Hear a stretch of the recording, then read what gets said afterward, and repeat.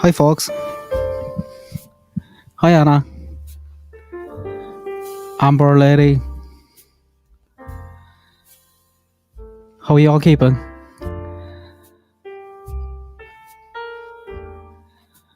Jez, you're chatting away here. What are you talking about? Did you all have a chance to digest everything?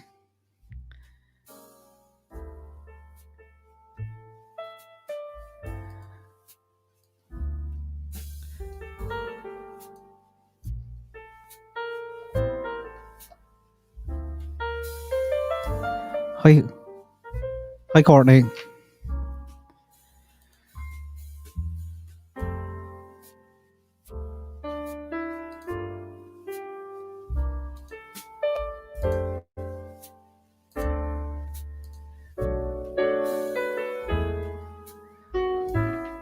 What's going on? Why are people saying be respectful in the chat? What's happening?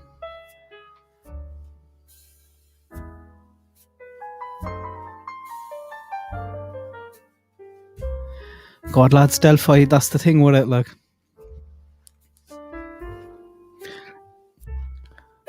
Aaron, are you there? Anna, you've a wrench, don't you?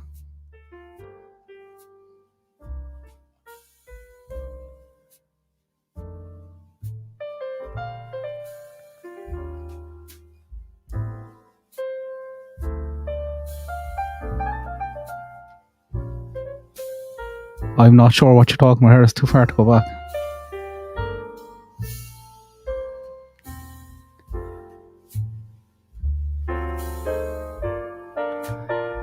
Oh, thanks, bloke. I have a little presentation that I whipped up on our friend.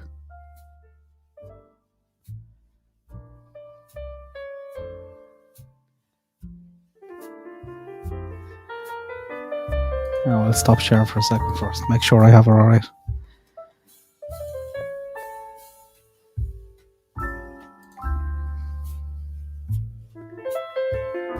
Hi, Crime Lines. Hey, Sarah. The mods might be a small bit. There might be some mad stuff here. You know yourselves with Delphi and things that are going on at the moment. I seen today on Reddit, I couldn't believe it. Someone say, I'm not blaming Kelsey, but I didn't even read the rest of it. So just as much nonsense going around in this case as there is in some of the other ones.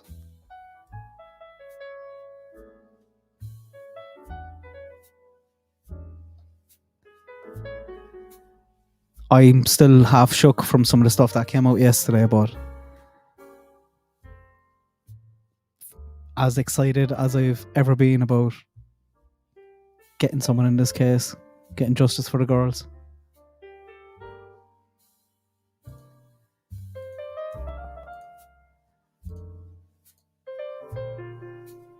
So we'll have a look at Tony. We'll see what Tony's about.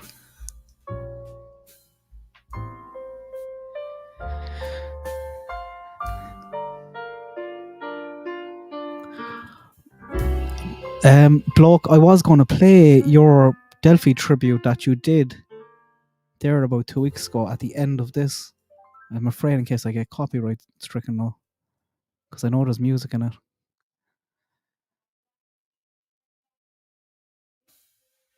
Or I might try and play it and maybe then trim it out for the replays. I've never used trim, so I don't know if that actually works.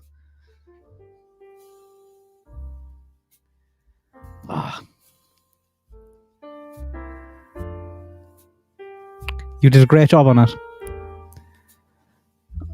I wonder, is there any way you can get non-copyrighted music on that but be as good as copyrighted music?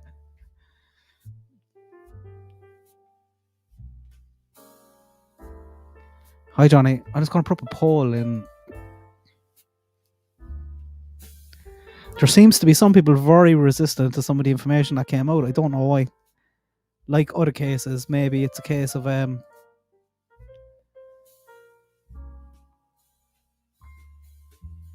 How did the stream just get yellow flagged already? I didn't say anything.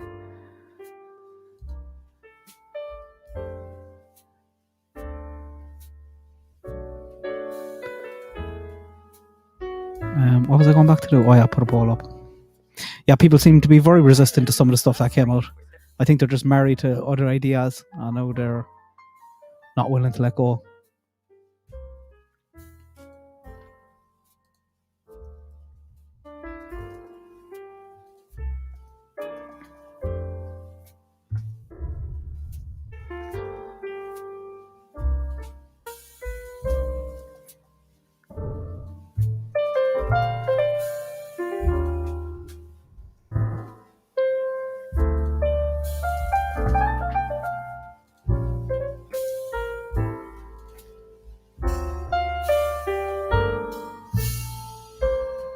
I'd have that up.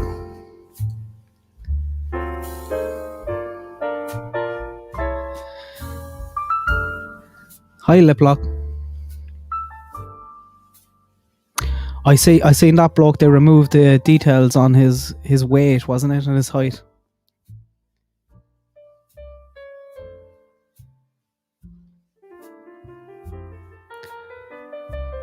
I'm gonna turn on my piano a small bit, and then just get cracking on this.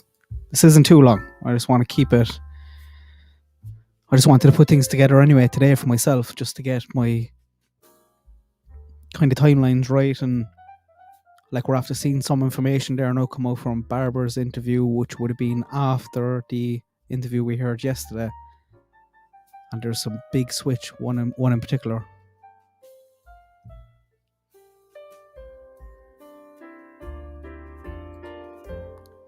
But I want to have a look at Tony, and I think the best place to start here is the statement from the police that we got in December 2021. What time did it come out? About 10:30 at night. It looked to be rushed. I think it was because it was Wish TV the next day were going to leak it that Kegan Kline was behind his profile and was linked to Delphi. And we've never gotten anything like this before. Something just dropped like this at 10:30.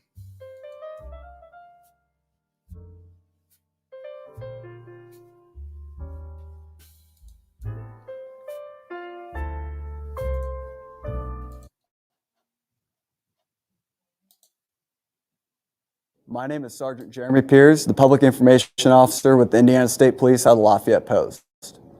While investigating the murders of Abigail Williams and Liberty German, detectives with the Carroll County Sheriff's Office and the Indiana State Police have uncovered an online profile named Anthony Schatz. This profile was being used from 2016 to 2017 on social media applications, including but not limited to Snapchat and Instagram.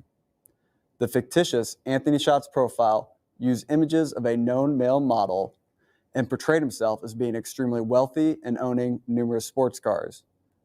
The creator of the fictitious profile used this information while communicating with juvenile females to solicit nude images, obtain their address, and attempt to meet with them. Pictured on your screen, you'll see images of the known male model and images of the fictitious profile sent to the underage females. We have already identified the male in these images that were used by Anthony Schatz. The male in the photo is not the person of interest in the investigation. Detectives are seeking information about the person who created the Anthony Schatz profile. Investigators would like any individual who communicated, met, or attempted to meet the Anthony Schatz profile to contact law enforcement by utilizing the tip email, Abby and Libby Tip at cacoshrf.com. Please provide as much information as you possibly can. For example, when you communicated with Anthony Schatz, how you communicated with the profile, what social media applications the account used, and if Anthony Schatz attempted to meet you or obtain your address. If you have saved images or conversations with Anthony Schatz profile, please attach them to your email. Again, if you have any information, please contact law enforcement by utilizing the tip email, Abby and Libby Tip at cacoshrf.com. shrf.com. Thank you. So that was a bit mad to get that kind of update that late at night, talking about this going back to social media when they told us for a long time that there was no link to social media. What we think happened was they kind of looked, they moved away again, and for some reason they came back. But just the brief timeline, I have a few timelines now in this just to kind of give people kind of awareness to the gaps that was in between things. So this happened on February the 13th, 2017. On February the 25th, they raided Kline home. Over 3.5 years later was when Kegan Kline was arrested and interviewed. That was the one that you heard yesterday on the podcast. December the 7th, they released that about the profile, linking it to the case. And December the 9th was when Kegan Kline was interviewed with Barbara MacDonald, where he places the phones in Tony's hands. But he did say he was with him on that day, kind of.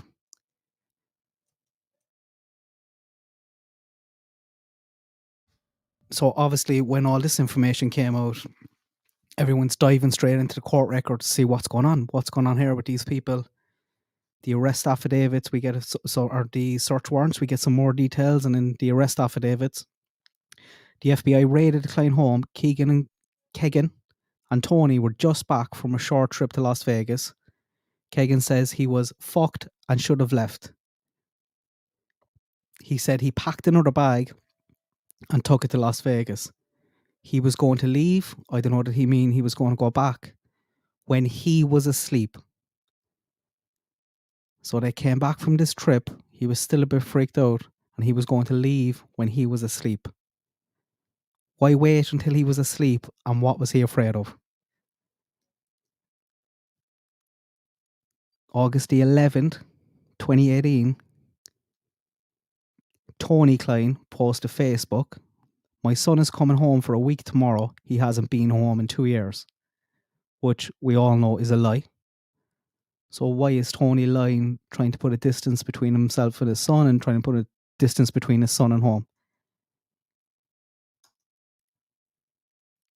Also, we got this.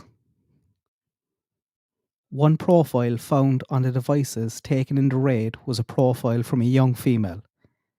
A young female called Stepsister. We think it was a stepsister. There's no names. I'm not going to say it. It was just called Stepsister in the document. Conversations were found on the device where she discussed having sex with Kegan and her father at the same time. Now, we don't know if that's real or a fantasy. There's no context around it whatsoever.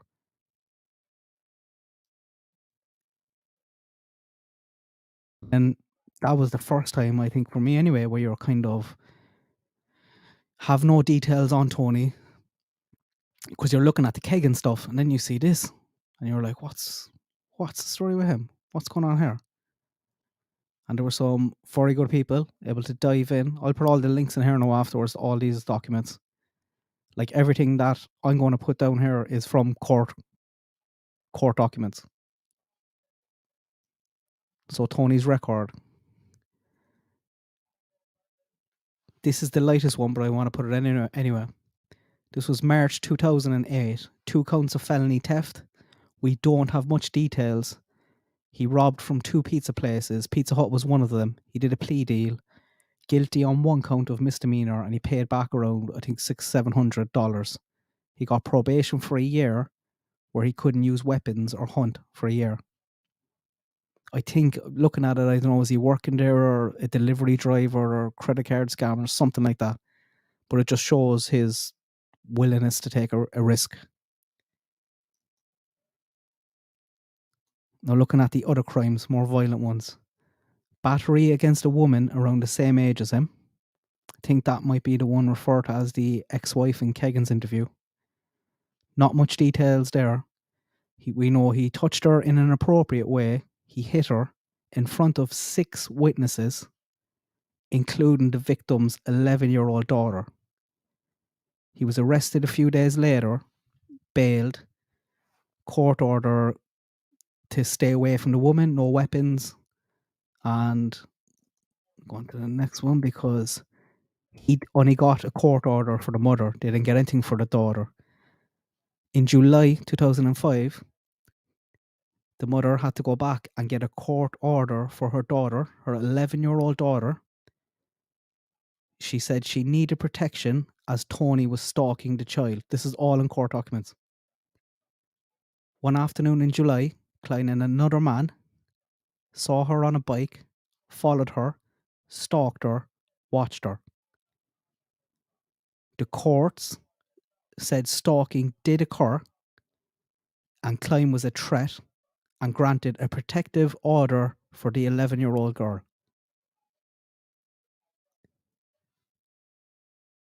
He pleaded guilty to battery, 1 year in jail, suspended, probation, 365 days, and had to enroll in anger management. So it shows violence against women, intimidating children, and major anger issues.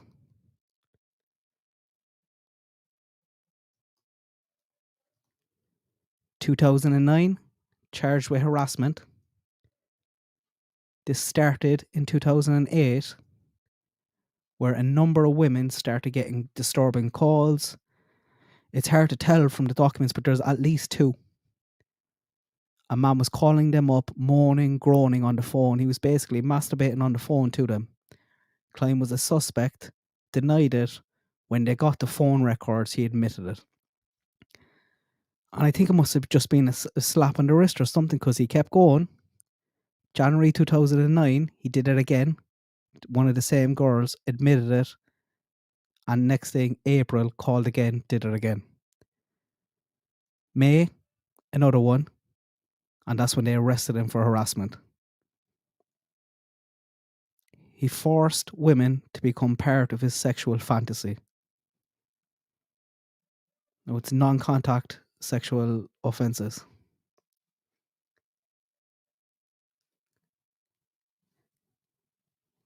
And we have details last night from a new incident. I think it might be related possibly back to that 11-year-old. We'll get more on this next week because I think they have come forward and are talking to the murder sheet. And this is literally from that transcript. This is the detective talking. He said, "We had a case a while back, and this little kid, was in the bathroom and overflowed the toilet. So he yells out for help, and the dad gets pissed off, comes in at the kid. Mom intervenes. The dad punches the mother. She runs away. He chases her down, hits her, bites her in the stomach." The stomach is important. People will know that. She runs away. He chases her down, hits her, bites her in the stomach, runs back inside, slams the kid's head into the toilet, fractures his orbital socket, puts him upside down and starts dunking his head into the toilet that was overflowed. That was Tony Kline.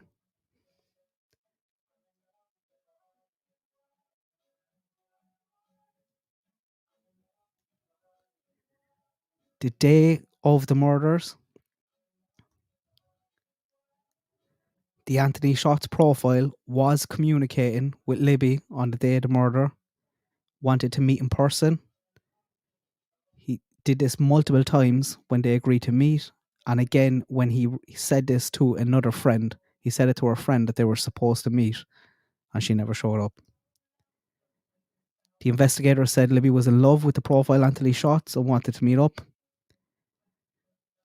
The account was active on 2 separate devices on the day of the murder. Snapchat. So anyone that knows with Snapchat, if you sign in on one device, it will automatically sign you out of the other. They came from the same home, and Kegan, in his first interview, said he was jumping between phones.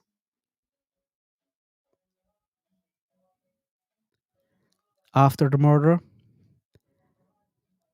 The Shots profile talked to Libby,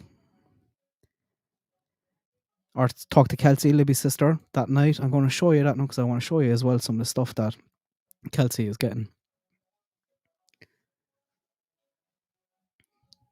So I think this was her some stage maybe last week.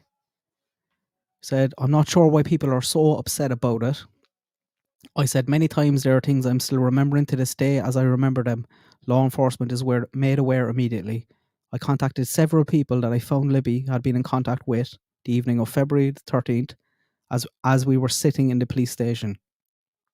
I was trying to get as much information as I could to figure out where the girls were. Anthony Shots ended up being one of the accounts I messaged. Law enforcement has the details of that conversation, but just know that the short discussion I had with that account threw up no red flags and no indication that the account knew anything of Libby and Abby's whereabouts. It was a 5-minute conversation. I never talked to the account again and didn't think about it again until years later. Not only do I now have to live with the fact that I communicated with an account that could possibly be connected with my sister's death, as if that's not traumatic enough, I now have to watch groups dissect my intentions and twist my every word in a million directions.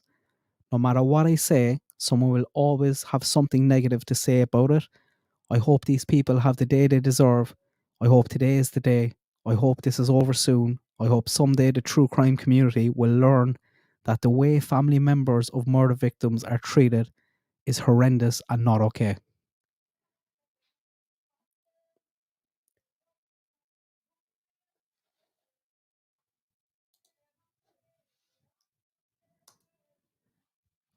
The Anthony Shots profile talked to Libby's friend saying he was going to meet up, but Libby didn't show up.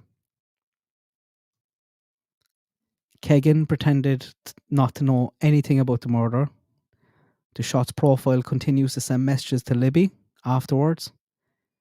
Kegan never mentions the girls by name when he's questioned, he plays it down.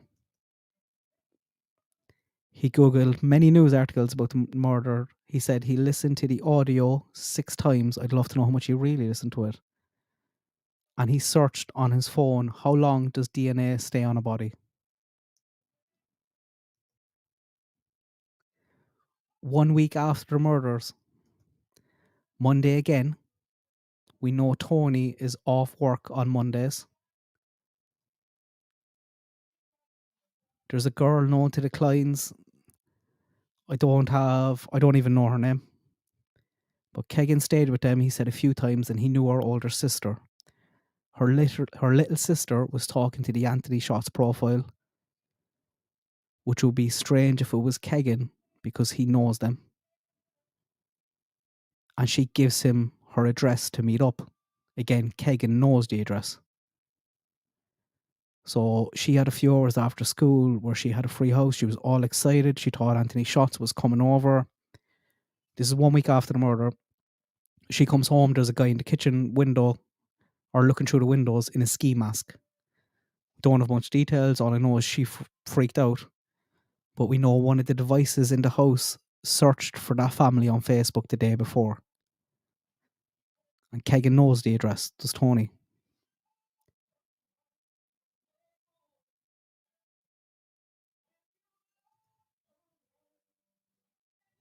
And I think possibly that is that incident rather than Delphi that caused them to go to Vegas.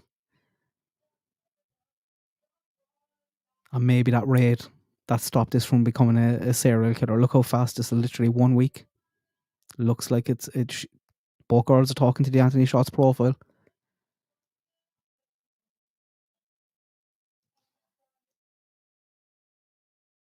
Tony using the devices. Tony was signed into Skype accounts on the devices. All of them. Sandy Hook images searching while in the middle of CP searches on the internet. That was one area in the interrogation I thought Kegan kind of checked back on, but we know he's a massive liar also. The Snapchat logins came from the same home. They were on the same Wi-Fi.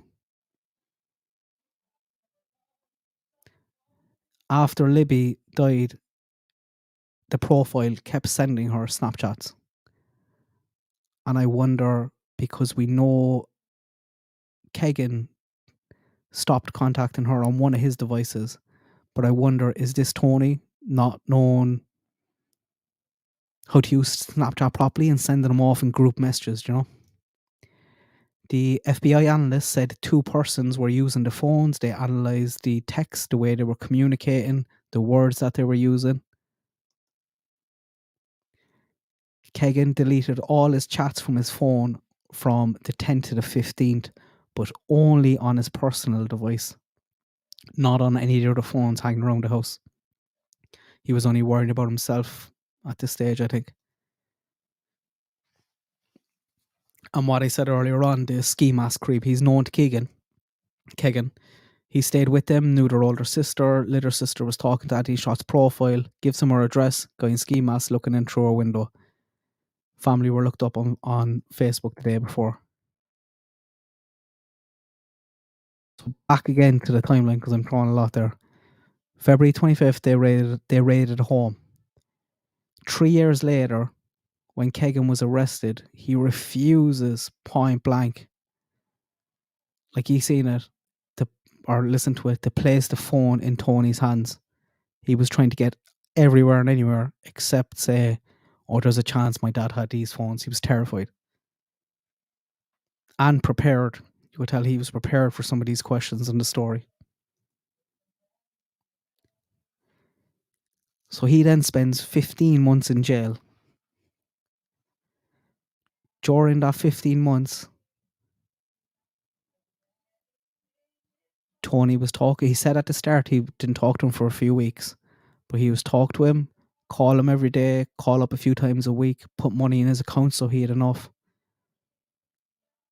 And next thing, 15 months later, Tony's home is raided, his dog is taken, and Tony stops talking to Kegan and stops sending him money.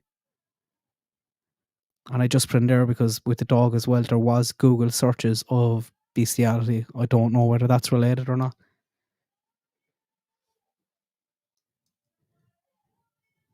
December the 7th, we had that statement on the Anthony Shot's profile linking into the case. So we got nothing for 3 years.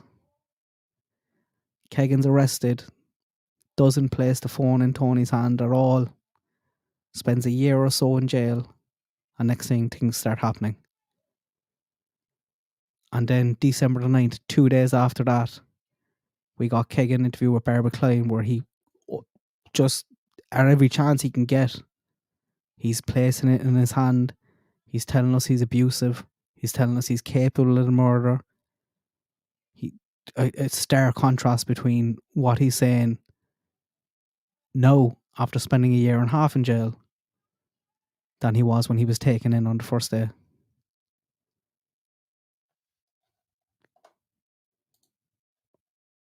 And that's it.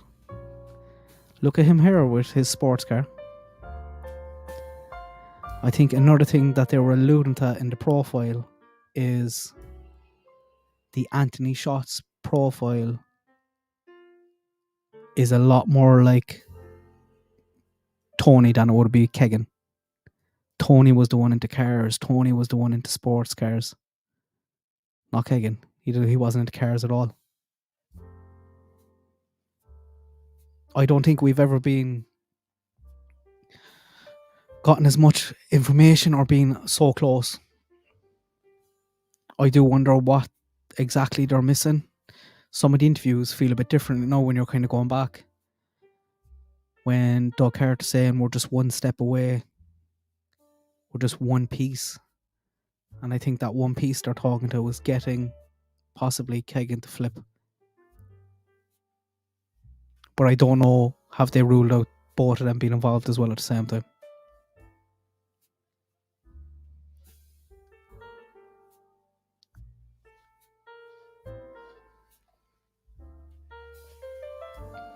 His criminal record is dodgy, isn't it?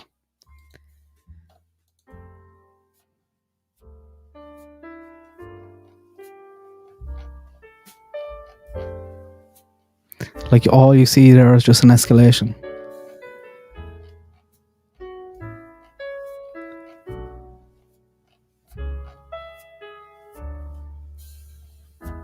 And we know Kegan said when he was younger that he was no problem in holding a gun to him and the other kids. He's done that a number of times.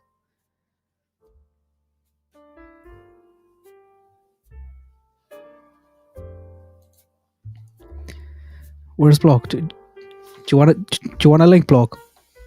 Come for a chat. I'll pop it in. Or anyone. I'll throw the link in there.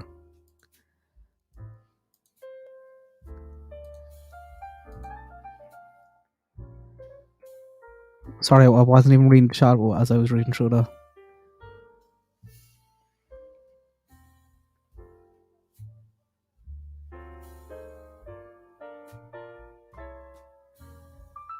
I'm sure it wasn't good, but at the same time, I have no sympathy for him after hearing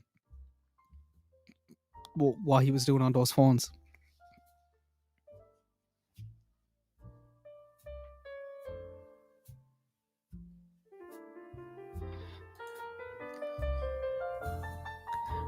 It's interesting you're saying that because that was one of the searches that he did on the phone as well, wasn't it? He searched John Bonet and he searched... What was the other one? O.J. Simpson.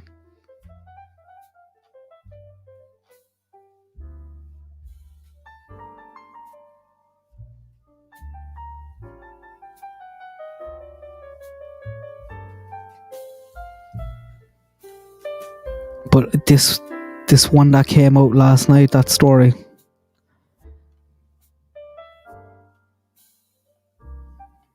like that's a man who just has snapped, violent, biting her on the stomach.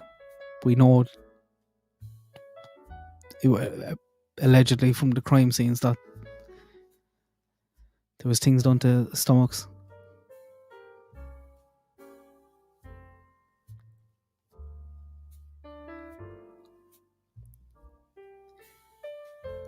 Punches the mother, runs away, chases her down, hits her, bites her in the stomach, runs back inside, slams the kid's head against the toilet, fracturing his socket, puts him upside down and starts dunking him into the toilet.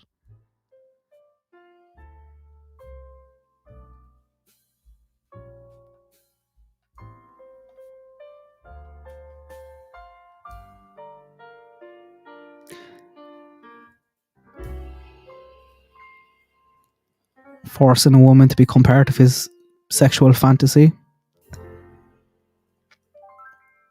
And we know from the Google searches that they were basically going through a load of porn searching, and then in the middle of that they're searching Sandy Hook bodies.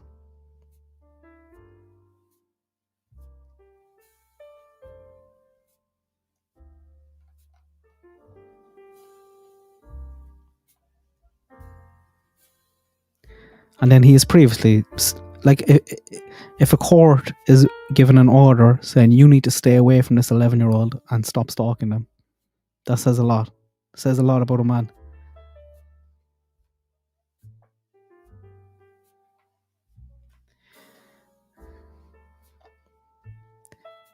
I'd love to know who friend 2 is as well, Brian.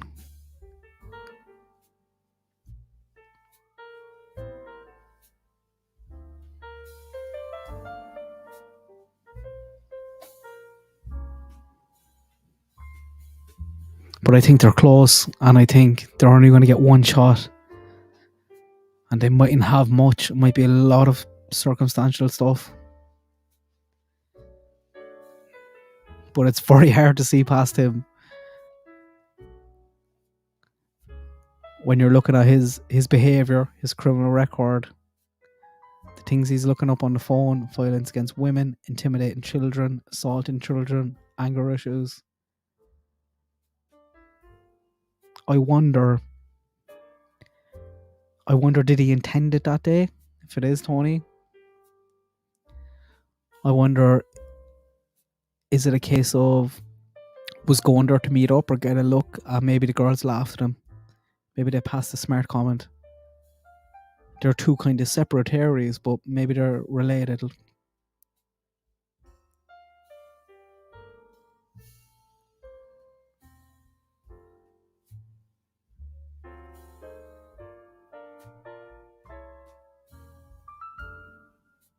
All this stuff, all this criminal stuff is from court papers.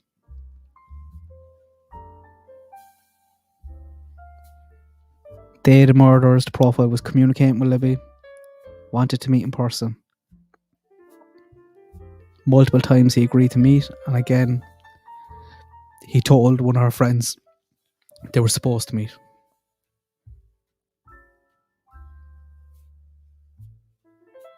Investigators said Libby was in love with Anthony Shots, wanted to meet up.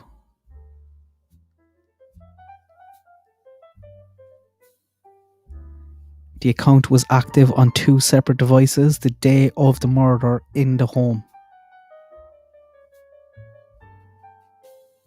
Kegan said he was jumping from one phone to another, but has no reason why, no valid reason why.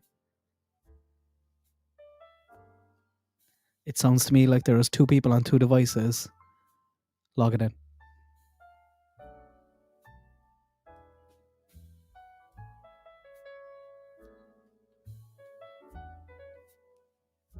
And that's frightening, this thing to happen 1 week after the murders. A girl who gave Anthony Shots her address comes home to find a man outside her window in a ski mask, and Kegan would have known that address. He'd have no reason to ask her, and there's only 2 people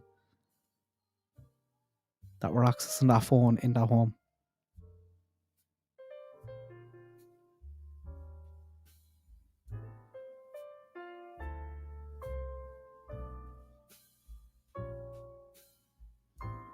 Again, he was signed into Skype on all the devices.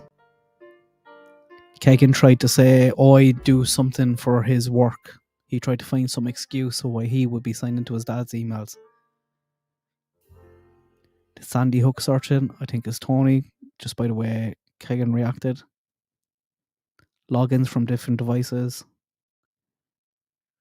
And I think Kegan knew pretty fast about Abby and Libby, about how to use Snapchat, and I think the messages sent to her afterwards again just shows that someone else was using the Snapchat and maybe didn't realise or didn't care. FBI analysts confident 2 personas were using the phones. I wonder, was that the breakthrough when, because we know they looked at Kegan and went away and started looking elsewhere because he alibied out by the looks of it.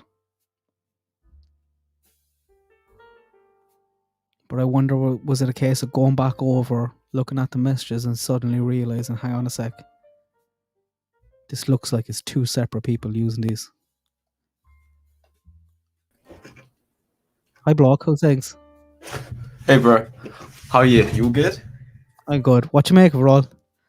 I haven't listened in full to the part 2 of the podcast that got released. I thought it's coming out next week. But Did you not hear about it? What happened? parts of it, because I got into a spot above her. I saw someone was saying that Libby had someone look through the window at a friend's sleepover with Libby there. So I tweeted to Kelsey Joan about it and I said, "Is this true?" Because I didn't know it was in the podcast. And then she said, "Nah, it's not true." So I got into a spot above her, so I had to make sure I was right on that. That was the ski one. That was a different girl. Yeah, exactly. So it was like a half truth, and at the time I didn't even know about it because I don't have the documents, and I haven't listened to part 2 yet. I thought it's coming out next week. Came out this morning. What happened last night was someone started releasing an unredacted copy of everything. So the lads on the murder sheet had it done and had it ready. So they pushed theirs out straight away to try and stop the unredacted copies spreading. That's good of them. Yeah. Oh, come here, I thought I see it again on Reddit. I don't know what's going on with the Delphi stuff on there because usually Reddit can be a good place, but it's a shit house. Oh, come here! I see people attacking Kelsey on it. I'm like, what the hell do you want about, like? And they were going after the murder. I think a lot of people are jealous that the murder sheet kind of came in late and got so much. Yeah, if you do true crime or any sort of content out of jealousy or to fuel your ego, I don't think it's a good mix, especially when it's like real victims and stuff. It's always good to have an open mind, but to accuse people when you don't know any better. It's quite a scary thing, that, and I try and avoid that as best as possible. And I think she's a great girl. Like this, the shit that she's after putting up with over the years to. Yeah, she's with all got this strength. stuff, A lot of strength. yeah. One of the posts I seen this morning was, I'm not saying she's involved, but, and then a big list of bullet points, just ridiculous stuff, absolutely ridiculous. The only thing when it comes to the family, I know people thought Mike Patty was Mike Patty's bridge guy, and like obviously that ain't the case. He would have been arrested as soon as you could snap your fingers. But Derek German and his involvement in meth is the only thing I've ever seen that I've been like, maybe, because apparently he got arrested for meth charges and then was released early. That's the only thing that's ever had basis. It would take something huge for me to look in any other direction or rather than Tony, to be honest. No, as of December, I've never really looked elsewhere. It's only the child porn arrests and that. Because have you noticed in Indiana very recently, every week there's like someone new being arrested for child porn on an ongoing investigation, but they never say what it is. Yeah, and they talked about that in the first one because there was rumors about all this Dropbox and things being uploaded to Dropbox, and it's true. That was the key to opening this massive. They said it was one of the biggest CP investigation they ever opened.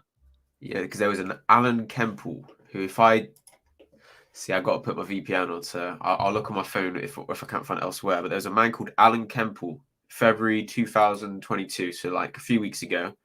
He was arrested on. Here we go. Here's one that ain't blocked. He was arrested for manufacturing child pornography, and he had drug charges. And he was arrested on child exploitation, possession of child pornography, possession of controlled substances due to an ongoing investigation. And there was another one. He was a really young volunteer firefighter who was arrested on the same thing pretty much a week before this. I'd like to know who Friend 2 is. I haven't even heard about Friend 2. He doesn't mention him till late on, and then he said he could have been at his house, but he basically had a Friend 1 and a Friend 2. Friend 1 was the guy he kept kind of mentioning. He said he might have gone to friend 1's house during the day to buy a small bit of weed. Yeah. And then he mentions Friend 2, and they kind of jump in it. They're like, why didn't you mention Friend 2 in your first interview? And he was like, oh, because he's a big time dealer and I didn't want to get him in trouble. And they were like, what do you mean? You just told us you're buying weed off this guy. And he goes, no, he's only selling ounces, whereas this guy was selling pounds. And then he says he was like his best friend. So I don't know about Friend 1, but and that's the thing. Even if there is a Friend 2, if there's something like that floating around, if they're not going to go forward with this, if there's reasonable doubt there, you know, they're going to get one shot and one shot only. Like the man, Alan Kemple, arrested in February. He was arrested with drug possession, stuff like that, methamphetamine, child pornography, exploitation, paraphernalia, and marijuana. So this guy has weed, and he was arrested. And his appearance has completely changed. If you look at him around the time of the murders, he looks like he could be 18. And you look at him now, and he looks like 30-something, bald on top of the head, massive goat beard, like on the chin. I'll send you a link to this guy. I'd like to know that there's loads of them getting done. Does Tony know Ron Logan? Because I think Barbara thinks that he does. I'm not sure about that. I don't know anything about that. She talked about it in her interview with him. Well, she talked about it with Kegan. She was like, do you know Ron Logan? Or is your dad? He was like, no, never heard of him. Which he would have heard because he's been following the case, so he knows his name. And she just responded saying, that's interesting. But I think he played dumb about Delphi. Yeah. So I'm not sure. Am I loud or quiet, by the way? Do I sound good? You're fine on mine, anyway. All right, nice. Just checking. I want to look at Tony Kline's Facebook. So I was on it the other day, and it was just fine. But apparently he's gone private now. He's not here anymore. He updated it yesterday to say that he's going to a game. He's excited for a game. Oh, so he's not private? No, he deleted that no sense. And I don't know it's gone back on private. No, I can see his profile from February 11th. Seen Night Ranger tonight. Great show. I was looking at this the other day. I do feel for his dad who passed because Keegan's granddad or Tony's dad, Jerry, passed away recently, and I do feel for him. But in a sense, you know how it's like the Queen having to deal with Andrew and all this stuff, and she's on death's door. If they're really like wrong-uns, I don't know. I don't know. Like father, like son, for both of them. I don't know. That's another thing I wanted to mention. There's two things. Kegan, whatever. He had the choice between, do I want to stay living with my mum and stepdad or move into my abusive father's house again? And he chose Tony. Yep. So he had a gun pointed to him. He was abused. He's not a nice person in his words. And he had the choice between a mother and stepdad who loved him or move back in with the father who's doing all this wrong stuff. I don't know. I've no doubt they were sharing the devices because they already asked that. I think they both knew about each other. I know a friend of Kegan. It's a weird name because in the UK, I don't know anyone called Kegan or. I was calling him Kegan up to last week. Yeah, don't worry, you're not alone. I still say Kegan just because I'm not used to it. It's a weird one. I'll put it here so I can read it out without being on Facebook. I got a message from someone who I spoke to in December, who told us at the time I was friends with him growing up, and then his dad made a comment. So Tony made a comment to her when they were young, saying, "Oh, me and Kegan should tag team you," as a joke. So in front of his friend and himself, Keegan's dad was saying, "Oh, me and you should tag team your friend." Yeah, and they asked him about that as well down in Vegas. I think both of them went to the same prostitute. Oh, I don't know about prostitute. This is literally a friend that grew up with Kegan, who she said was like a brother up until she got that comment. Yeah. Stop talking. But she said herself yesterday to me, "My conclusion is Tony Kline definitely participated in fake accounts and child porn. I can honestly say in the years of Kegan Snapchatting me, trying to get sexual conversations going with me, the wording and demeanor was very different from time to time, and I definitely thought it was someone else, but kind of ignored it. I stopped talking for the account. I had no idea Tone had the criminal record he has. I knew when he was younger, Kegan never really said he was staying with his dad like he did his mom." So that's a friend. And she thinks two people on an account because she had fake accounts made and messaging her, trying to get stuff from her. But like, you know yourself, if there's someone else on the account, you're going to know. You're going to get message replies. You're going to see the thread of messages. There's no way they didn't know. In what sense? That there were two people on it? Yeah, I think the two of them were using it together. Oh yeah, but what about a third person?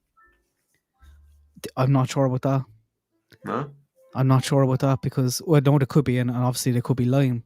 But there's a few times where they kind of clarify the logins were coming from two phones. Both those phones were connected to the same Wi-Fi. Yeah, the thing is, he's made Bitcoin. I know that Kegan has a massive amount of Bitcoin. He had a fair amount of money in Bitcoin, and I wouldn't believe that. No, you don't believe it? No, I heard that. I'd have to see proof. Show me a wallet. Show me something. Yeah, no, this is all hearsay. I don't actually have a source unless I can get one. I'll try and find it. But I heard he had a lot of money in Bitcoin, which would make sense about dark web. And Kegan spoke of a VPN when they were like, "Oh, it's from the IP of your house." He was like, "Yeah, but I'd use a VPN." So if he was doing it, why wouldn't you? But look at what he Googled, and look at what he Googled when he was in Vegas.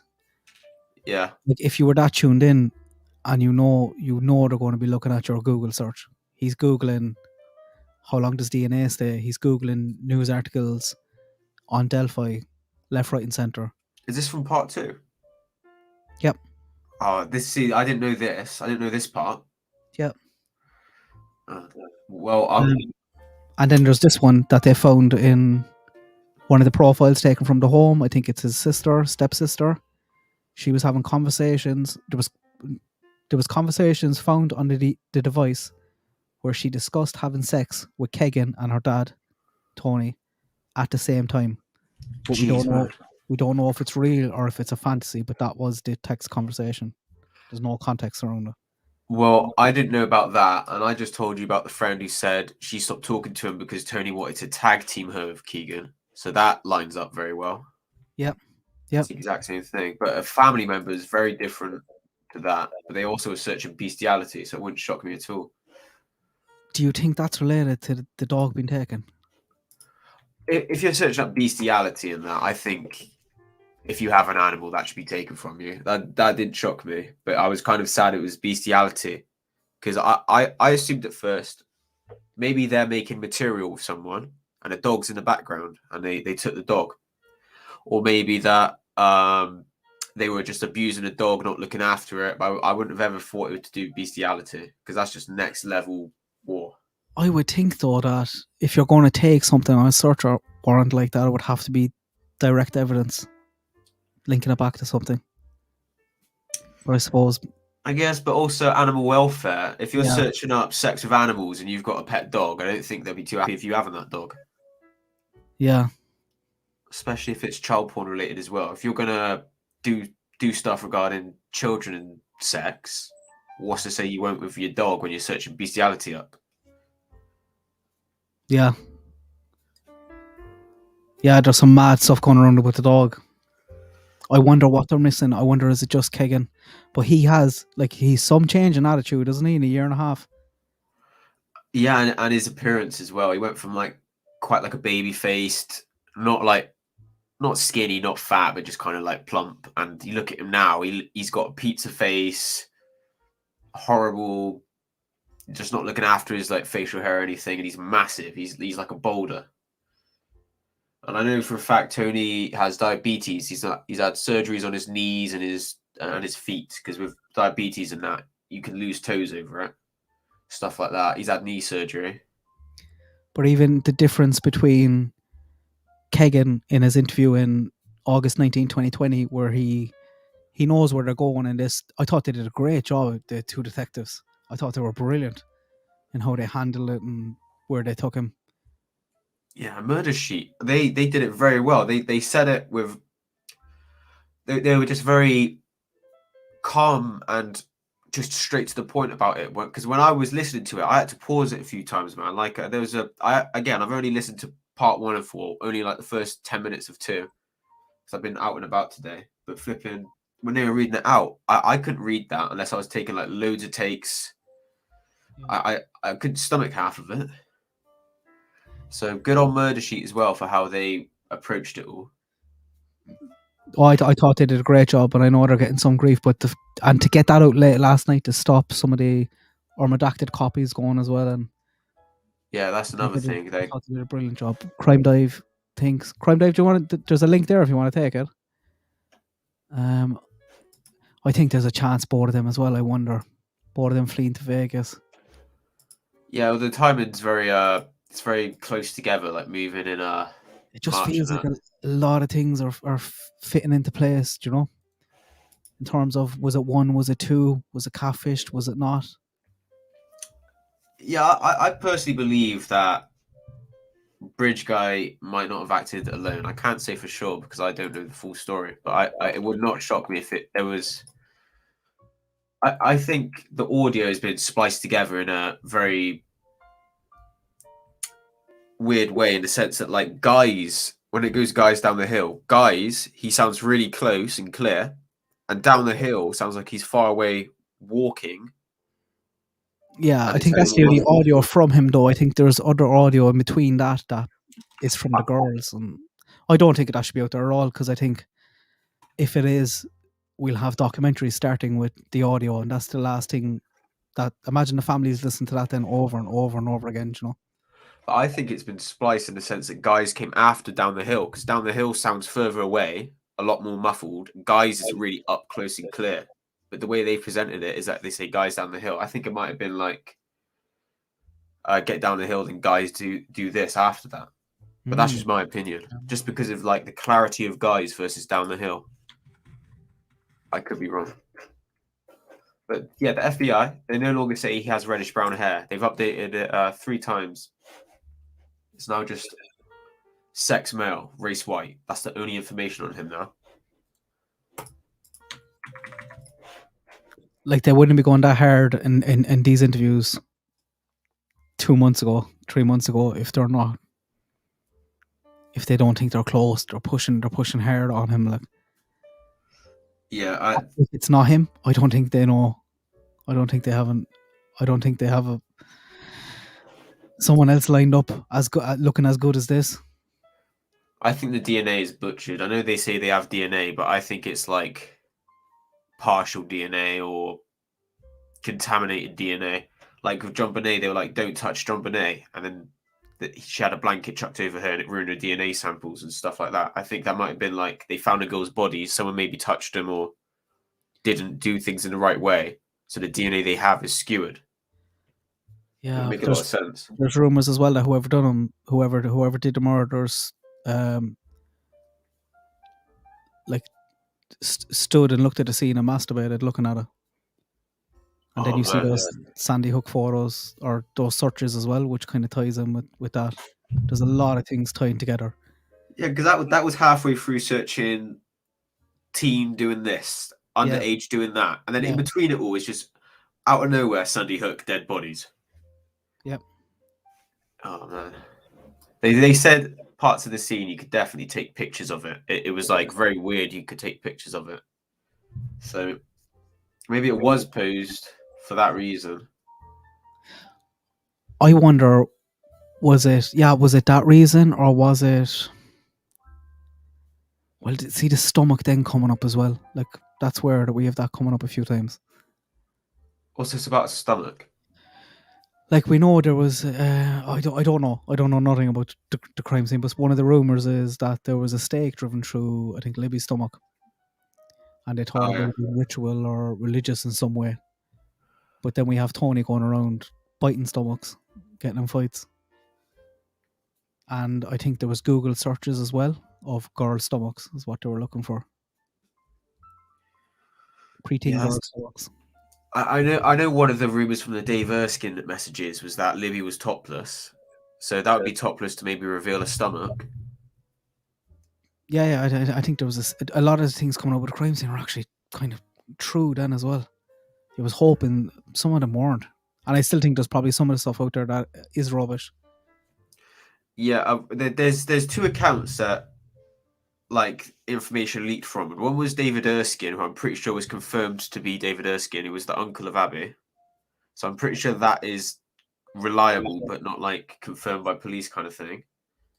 But there was a leaker account, the leaker, and I don't know much about it, but I've heard from a few people who I trust that it was made by other people, and it's hearsay. It's not really like someone who knows about it. So like David Erskine, I kind of listen to that more than I do the leaker, because I've heard things that it was made by people who don't know any better. What, the leaker one? Yeah, I've heard that a few people created that account, and it was people who not involved in the actual investigation or crime scene or anything. It's just kind of like people who follow the case that have made that account. Even without all that stuff, like there's so much there anyway. There's so much circumstantial evidence there. Like the thing the following week, 1 week later, another Monday, Tony's off work on Monday.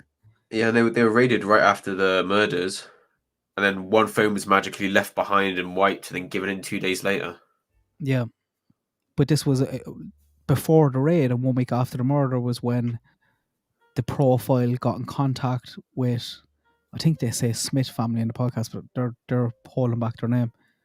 But Kegan actually knew that family, knew one of the girls in that family, and knew the address, whereas Tony wouldn't. And the little sister was talking to Anthony Schatz, and she gives him her address to meet up. She gets off the school bus, goes in home, and there's a guy in a ski mask looking in the window. Yeah, and that family was searched on Facebook the day before as well. Kegan, I don't think, would need the address, whereas Tony would. Yeah, I definitely I can with confidence assume and think that Kegan and Tony are sharing that account. The ski mask thing, I got told the other night something about a ski mask watching Libby at one of her sleepovers, and I was like, is this true? Apparently, that's not true, but there was a guy in a ski mask watching someone who messaged Anthony Shots a week after the murders. And a good thing to note about Tony being off on Mondays, mate, is that, what was it, the 13th of February 2017, if I'm not mistaken, was a Monday.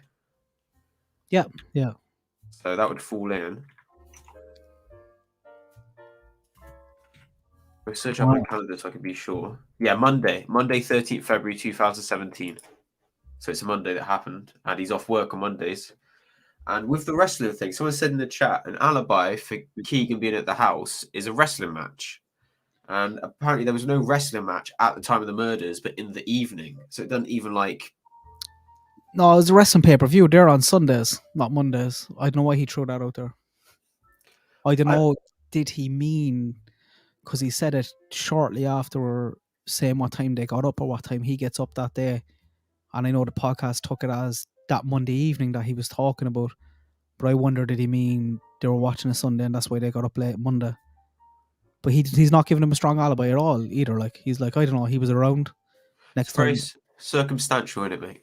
You think about Prince Andrew, it's like, where were you on this day of this year? Oh, I was at a Pizza Express in Woking with my daughter, which is very unusual.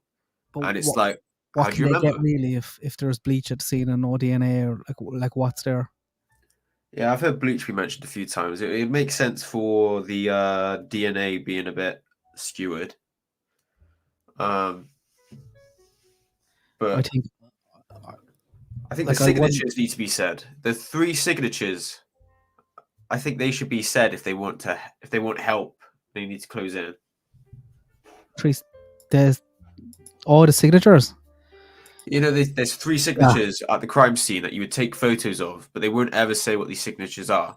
Yeah, I think one of them was going to be probably the bearers anyway, and the dolls. Just definitely, I've seen photographs of 2 at the crime scene. Yeah, I've seen photos of dolls at like there was like a little mural. It was like a wooden thing. Abby and Libby. Yeah, at the start of the park, and someone came in and threw in a couple dolls. Yeah. Where would you get that from, though? So if it was the Klines, where would the Klines get a load of dolls? And have they got any Amazon orders or anything like that? I think even the investigators, the way they were talking to Kegan, I think they know exactly where they were, what they were doing. I think they have a lot. It's probably just that last one is maybe getting Kegan to turn. Maybe they think they're already bought in on it and they're just trying to get him to turn to try and save his own ass. But I definitely think something is happening in it because he's had an awful change of attitude since he's been locked up. It's amazing what a year and a half inside can do for you. Yeah, I keep mentioning other cases that because it's relevant to how cases are solved. With the biting, the Yorkshire Ripper, he murdered a load of prostitutes and sex workers. And the police interviewed him 3 times thinking it wasn't him. They were writing him off but going to see because they had to narrow down suspects. And what was it? I might be getting confused with Yorkshire Ripper with Ted Bundy here, but someone took a bite out of an apple. And from that, they looked at the bite in the apple. And because the teeth were crooked, they could say these are the bite marks that have been left on the body because of the way his teeth were. So if there were bite marks left, and if Tony's into biting people, they could easily get a dental thing of his mouth and sort that out straight away. I don't think there was much left. It's mad that the girls are giving us audio, giving us a photograph. We're still here 5.5 years later. Here we go. It was Ted Bundy. It might have been the Yorkshire Ripper as well. But Ted Bundy, he was interviewed, took a bite out of an apple, and due to the bite marks being left on parts of the body, they lined up the teeth and instantly arrested him. So if there was biting, that could be one of the signatures of bite, a Ted Bundy. Yeah, I got that one confused. And with John Venables, Robert Thompson, the 2 10-year-olds who killed James Bolger, how they interviewed them was they were giving them all the evidence and they would half-truth, lie, half-truth, lie, half-truth, lie. And just by continually asking them questions and that, they were able to get to the truth straight away because they were able to interview both of them and they would say part of the truth, full on lie, part of the truth, full on lie until they got all the truth. I thought they did a great job of Kegan getting him down there slowly. He asked for a lawyer at one stage and they got around that and kept him talking. confirmed it before they moved on. And I think he's seemed- there now. I think he's definitely, if he's saying this to Barbara, like I don't think that was surely his first time saying it. Like we're only after hearing one interview the day he was arrested. How many more has he given? I think if he's a victim of abuse and he's wanting to save his own ass and he's protecting someone else, he's the type of person to happily give up the information in exchange for lesser time or lesser consequences. I really do feel like he would happily tell everything he knows if given protection by police. I really do. Or is he involved? Was it two of them? Yeah. The thing is, on the bridge, if you want, on the bridge, I don't think it's Kegan at all on the bridge. I don't think that's him. I don't think so either, and I think they did step away. So it's like all this happened very fast. They were raided. But what is it? 3-4 weeks later, and it was like he alibied out. They stepped away from him, and then when they went back to have a new look at the case, was when they suddenly realised, hang on, what's the story with his dad there, Tony?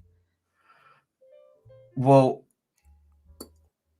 I remember this all this information came out. That Anthony Shots video came out the day after someone I tipped in, who was I'll just say surname is Templin. I didn't know where he was from other than Indiana or anything like that. I tipped him in. He was using someone's phone number on Facebook to get people to call. Someone else called him, asked if they knew about Delphi murders. They told the tip line. Tip line phoned back, said, how do you know this person? We're looking into him. And the person I tipped in, the Templin, lives very close to the Klines. And I spoke to someone who worked near that area, and they said that the Klines and Templins knew each other. So I thought that was pretty interesting, that someone gets tipped in and they know these people that have now come out to be like the main focus. And I can that was before the second sketch came out. This guy spoke to someone and they were claiming to know what it's all about. Like they know what happens, but they can't say. So that was tipped in by him and also me. But the fact that the Klines knew these people that were tipped in before they were even public knowledge, I found that very interesting. I don't think he said the girls' names once in the interview. He kept distancing himself from even saying the names, saying he knew anything about the murder. Oh, what, like Chris Watts? I miss those kids. I miss those kids. Yeah, it's like it's his daughters. It's like, oh, those kids. And those interviews he did where he was just like, oh, if you're out there, please come back. Because what's it? I've lost my phone at times, and I've been more emotional. Like, oh, where is it? If I was missing my wife and daughters, I'd be tearing the house apart. Yeah, he'd be more angry after losing a game of FIFA than he was. Yeah, I'm not a football guy, but I hear you on that. Yeah. No, I think they're close, and I'd love to know what they got in that last search, because it might be another few weeks, another few months. The 5C, the iPhone 5C that was left at the house and then wiped and given in 2 days later, I think that may have held the most evidence. If they gave in, what was it, like loads of phones, a Samsung, a couple iPhones, and then there was another iPhone they didn't hand in. So if they were happy to hand in those phones, what's on this phone that you're not happy to share? And he deleted all the apps and reset it twice before he handed it back in. Yeah, definitely. He tried to say as well when he came home that they didn't talk about it, because they were like, we told your dad everything, and he was like, what? He didn't tell me. And they were like, what did you say when you got home after your arrest? He was like, oh, I just said it was about those girls. And his dad said his dad started crying. Then he said his granddad started crying, and then he clarified that his granddad wasn't there. They kind of jumped on that, and he goes, well, he was gone before I go home. If he's happy to tell his dad and then make out his dad sympathetic, and there's a lot of things pointing to Tony Kline, and in a way, it's more pointing to Tony than it is Kegan at this point. I think the profile as well, if Tony was the one into cars, and I think there's some of the conversations that they touched on it a small bit. The profile was like, oh, I need to heat up my Ferrari. And I think they're trying to suggest, I think there's more of that, and maybe they're trying to suggest that some of that talk, Kegan wouldn't even know because he's no interest in cars, you know. Yeah, and he said he can't drive due to seizures. Yeah, so does he know that you need to warm up a Ferrari? Whereas Tony loved his sports cars. Yeah, you showed that photo of, there it is, that photo of the yellow car. I've never heard of that. You notice his leg as well. There's like a pad around his leg due to the surgeries. And I've always thought Bridge Guy has a limp on his left leg. And people be like, oh, if you can't see a limp, it's because the bridge is uneven. But do you have the video on you of the Bridge Guy walking, or just a screenshot? No, I've only the screenshot. Okay. I've sent the FBI link where the video is. How they've removed all the information. He's only a white male now. He's no longer 5'6" to 5'10", no longer 180 to 220 or 180 to 200, no longer reddish brown hair. That's all gone. But he's got a very, like, his right leg moves normal, his left leg doesn't. And then you see Tony in this picture, he's got a pad on the bottom left of his bottom left leg. What's this? Rue in your chat says you went to the same school as him. She did. Who? In your chat, Rue, I went to the same school as him. As Kegan? Or Tony? Kegan? She looks quite young. So I'd assume... Rue, do you want to take a link there and come up and tell us about it?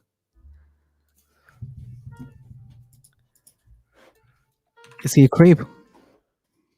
Obviously, he's a creep. We know well he's a creep. Yeah, the other friend about the tag teaming.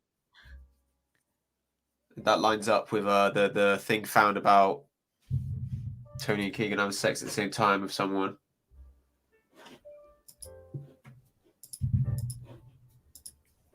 Why? Like, surely he'd give him up to save his own ass. Surely, like, the only reason he wouldn't is if being directly involved. But how can he be directly involved then if they moved away from him so fast the first time?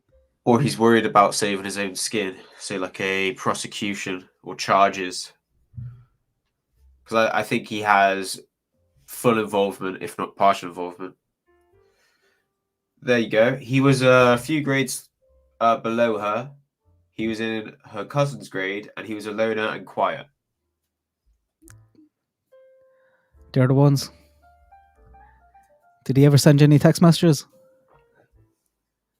Oh, he wouldn't. He'd be too old for him if he was a few grades lower than you, I suppose. How old is he? I think he's 27 from what you see. Because he has a music profile, so unless he lied about his age. If you search up Kegan Kline, it says 27th for May, and he's something. I think he's 27 years old. He tried to say he was a graphic designer as well because he was making logos on Canva. Yeah, on his flipping phone. I laughed at that. As someone who uses Photoshop and that, I was just like, come on.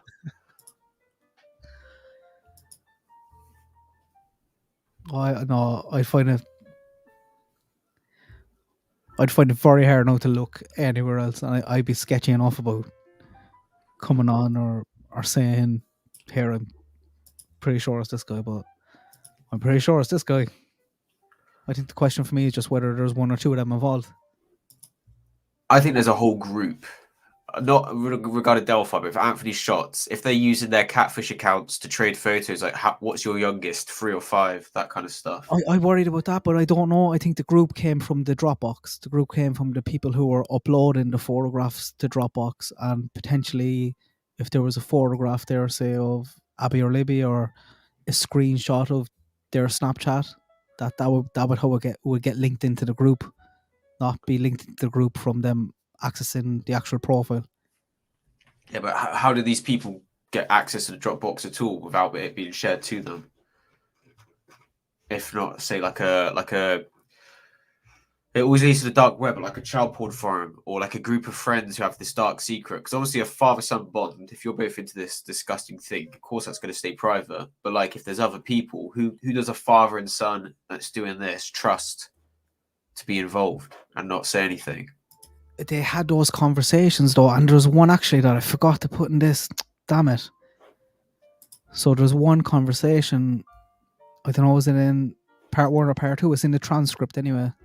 I might try and I have that in front of me there. I might try and get her up. But he's communicating with a girl, someone on the Anthony Shots profile, and then he starts asking him, "Would you like to be with a 43-year-old man?" Yeah, and I think Tony's like early 50s right now, isn't he? Yeah, he probably took 10 years off himself to make, but I don't Yeah, think. and he had sex with a Kegan's- 17-year-old. Yeah, I don't think Kegan's going to be putting on 15 years or 20 years. I think it's more a case of the older guy taking off a few. Yeah, Tony's involved, but it's pretty much all but confirmed at this point. But like, what are they missing? DNA, a confession, photos or videos. It's all very weird. I wasn't even going to get any of that, to be honest. He said he was at Young America for a bit, and that's a 20-minute drive from the trails, I noticed. Yep. Let's try and get the document up there now. Because that was one conversation that I did want to put in. Because that was another just good indication that this is Tony behind this profile. I think it's shared. I don't think it's one or the other. I think there's like, especially with the multiple logins, different wording. And the friend even had different wording when what's it? Here we go. I'll say this again for the friend I messaged. I can honestly say in the years of Kegan Snapchatting me, trying to get sexual convos going, the wording and demeanor was different from time to time. So even she thought it was two people. She said after that, I definitely thought it was someone else. So who would you trust to use an account you're pedophiling on? Especially if your dad's also doing it. No one. I don't think there was anyone else other than the two of them using that account. I think they were all both maybe accessing a Dropbox with other P's. A case of you drop your photos in here, I'll drop mine, and we'll share them. We'll all have more together. I think that was the CP ring. That was what opened the can of worms there. Fig Mutant, who's a great lad, he just did a stream before yours. He was saying about possibly because there is an interview. I have seen it before where Kelsey says the morning of the murders, she stormed into the bathroom when she was still in the bathroom saying, "Please take me to the bridge," as if she was in a rush or was going to meet someone or something. And why would you be so urgent to go to the bridge if not meeting someone? So maybe they arranged, meet me at this trail, meet me at this bridge, because they knew it was out the way, and then gave it to someone else. Say like someone sold the location of two girls or one girl, because Abby was just there by chance. But it was like, there's a girl going to meet at this bridge at this time, give her some money and you can do what you want to her. Like that kind of thing. I don't know. I wouldn't buy that passing information off. You don't know if they're going to be there or how reliable. I reckon it was him. I reckon he went to the bridge. I don't know, did he have that intention going there? I think he could have been standing there. Imagine, like, you have to imagine how he's texting and communicating with, like they said, Libby was in love with Anthony Shots. He's Anthony Shots. So he's standing there on the trail. He sees her, they walk past him.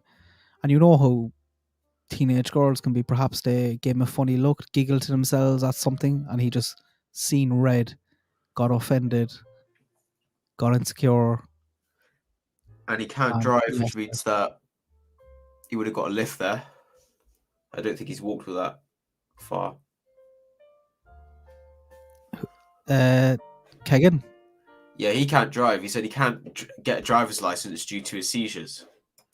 So maybe when they said there's a vehicle at the CPS building, help us identify it. That could be the person giving him the lift there, if it is him, which means that there were two people there.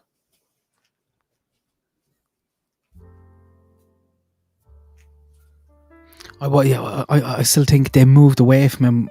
They must have having a solid alibi for Kegan to move away.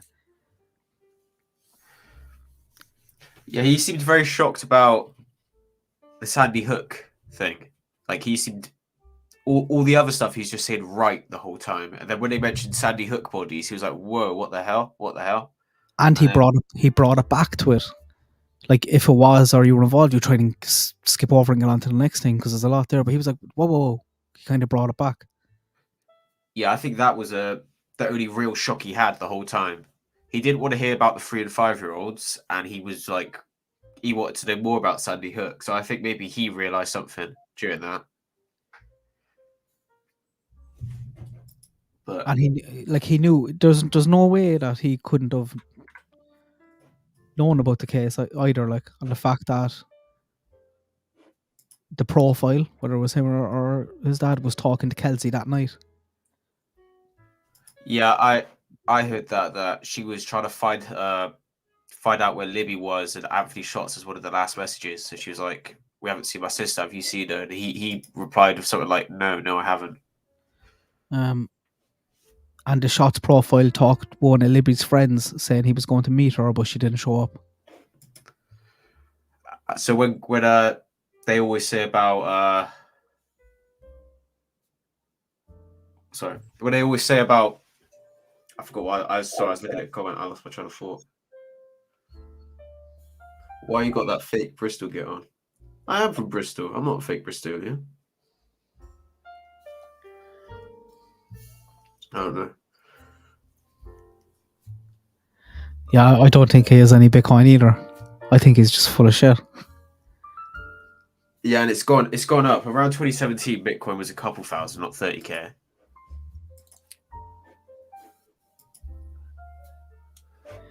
He panicked and hurt them when he realized he was in trouble. What do you mean? Where was the trouble? He's already in trouble if he's after taking him down the hill with a gun. There's just too many coincidences here with him controlling kids with guns, the violence, the escalating behavior.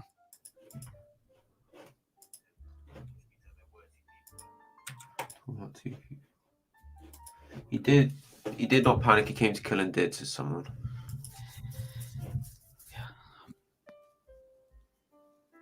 It's probably maybe it's a generation thing, but like surely, if you're going to plan to kill, you do something about the profiles, or you wouldn't be contacting the friends afterwards. I don't know. You must know that they're going to knock on the door eventually. Yeah, and they did pretty fast. But not before he went to another house, or someone from Anthony Shots profile went to another house. And I think that was him as well. Because I don't think Kegan, he didn't need the address. He would know where she lived. He knew her sister. Yeah, when they say I never arranged to meet anyone, if you're trying to meet this friend, you definitely are trying to meet someone. I think that's what I wanted to say. Because he's always been like, no, I never went to meet them. I just wanted pictures and that because I was lonely. But no, they said that there was conversations about trying to meet up. You know, I believe that, but he was saying to people, I think it was Barbara McDonald, he goes, I never tried to meet anyone. And one of the apps was called Meet Me. Yeah. So yeah. Very weird. No, the two of them anyway should be behind bars for the rest of their lives. I've seen enough in one interview to know. I'm shocked they ain't got enough evidence to even arrest Tony on suspicion of a crime. But you can't arrest someone on suspicion, really, though. Like, it'll be all. Wait, hold up. I just seen on your screen new details on an incident. Who's DC? Is that Doug Carter? No, detective. Can't remember the second name. Okay. And A is. I think it's Kegan, yeah. Okay. So this next week now, the murder sheet have this person on their podcast. I don't know, is it the child or the mother? I think it's back to the. Even looking at the dates, I assume it's related to. And like the court found that he stalked with another guy again, though, because there was two men in that van. So another man on the bottom. I can't see the bottom part because there's a message on the Oh. screen. Let's go. There you go. Order for door, need protection, stalk the child. So he battered this girl, this woman, ex-wife, I don't know, hit her in front of 6 witnesses, which shows how brazen he is, how much he didn't care, how normalized it was. Including her 11-year-old daughter was arrested a few days later, bailed out. She got a court order against him, but that was just for her. And his weapons had to be taken, but there was no court order for her daughter. So he started stalking the daughter. One afternoon, him and another man saw her on a bike, followed her, stalked her, and watched her. The court said the court found that the stalking did occur, Kline was a threat, and granted a protective order for the 11-year-old. So he's stalking people with another person who he's most likely a friend with, so that it wouldn't be outlandish to think maybe he has friends who are into this stuff as well that he shares the stuff with. Yeah, and then maybe, I don't know, is this the same child or what, but this was, the agents were telling Kline in the interview, they were like, look, we had this other case, this guy, this freaking little kid was in the bathroom, overflowed the toilet, he yells for help, the dad gets pissed off, comes at the kid, mom intervenes, tried to stop him from hitting the kid, dad punches the mother, she runs away, he chases her down, hits her, bites her on the stomach, runs back inside, slams the kid's head into the toilet, fracturing his orbital socket, turns him upside down by the legs and starts dunking him into the toilet that was overflowed. So that's someone who just snapped, didn't give a shit, violent to kids, violent to women. And who's that, Tony, or just... That's Tony. The detectives didn't tell Kegan that was Tony. He should be hung right now, he should be killed. So Kegan don't like that. No. And he didn't know about it either. No. Huh. That's pretty out there. That's pretty like... Because Jerry, his daddy passed away was... It said on his obituary, I could have sworn he was some sort of like... involved with the church. He didn't seem like he was a nasty guy. So where's Tony got all this from? I don't know, but sure, Tony looks like a lovely guy too if you're looking on Facebook. Like, some of his friends are shocked at, like you were saying yourself there, about one girl who didn't know any of this. Yeah, and she grew up with Kegan. Yeah. She, in her own words, said that he was like a brother to her, and then she stopped talking after Tony was like, "Oh, me and Kegan should tag team you, like take turns on you." And then she kind of like backed off, and then blocked Kegan, and he made fake accounts trying to get sexual with her, and she felt it was 2 different people doing it. Probably was. She was probably right. I wonder, as hindsight 2020 with some of these things coming out, but they removed the dog due to it being abused and probably to verify her DNA. Jerry Leroy Kline, that's him. Let me double check what his job was. Maybe that's what they meant by DNA. Maybe they have DNA, but it's not human DNA. Yeah, that's always been a thought. But where was the dog when the guy's walking across the bridge? Like, just tied to a tree, or was someone with him? Yeah. Oh, bloke is gone. I didn't kick him. Yet. You're back. Sorry, I clicked the link and accidentally dragged it onto this. My bad. In case I cut off and I was saying it, what about the dog? If the dog was there, it wasn't going across the bridge with the guy. So was someone looking after it, or was it just tied to a tree, if there is a dog? I always thought it was one. I was never really kind of thinking there was 2 people involved until this stuff, really, to be honest. I don't think you could rule it out. And I just don't trust Kegan with anything he's saying. Like, they had a lot of time there to get their story together, and it's just mad that they didn't pull him back in after they waited 3 years to pull him back in. Did they want to wait to see what they were saying, or They were waiting for another potential victim. It's disgusting. they must have been watching. I suppose they took their eyes off him, so they couldn't be watching him that close. Yeah, but for 3 years to do that, and Barbara McDonald is the interviewer and journalist who spoke to Kegan in the prison interview, and they only released like 2 minutes of it. That's the other transcript that got leaked. But in that 2 minutes that they released, like there was rumours before that HLN interview came out that he was going to place the phone in Tony's hand. But then there was none of that. The only thing he said, and that was, I was the last person to contact her. That's what they told me. So for some reason, the news station and Barbara didn't release anything related to Tony. But we don't know whether it was because they wanted to wait for a scoop or they were told not to. Because he must have seen it. Like, he's between August 19, 2020, when he's denying everything and no way will he put it in his father's hand. September, October, November, 15, 16 months in prison, and he's happily putting it in his hands. And like, it's definitely the only reason Tony was raided was because of something Kegan said. Probably putting the phone in his hands. I know in the transcript of the interview that you only saw 2 minutes of Barbara McDonald, that he said they told me it was my dad, so that they were trying to get Kegan to confess, oh, it's my dad who did it. But he obviously didn't say that.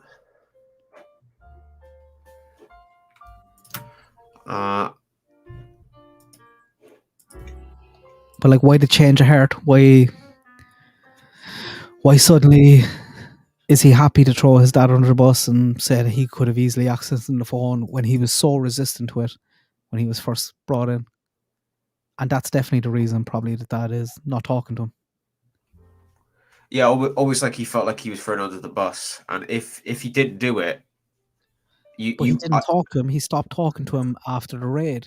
Yeah, exactly. And if I didn't do something and I've been accused of something and been raided, I'll be asking that person, what are you doing this for? Why have you said this? Because I'd have nothing to hide. If I cut him off completely, that'd be it's distancing to avoid the situation, and it's almost like a sign of guilt. But it's hard to actually know for a fact if he's guilty or not without a charge or more evidence. I think the police have way more. I think we see like 1% of what they actually have on this lot, and I think they're trying to uncover like a whole underground ring of just pedophiles and child porn users.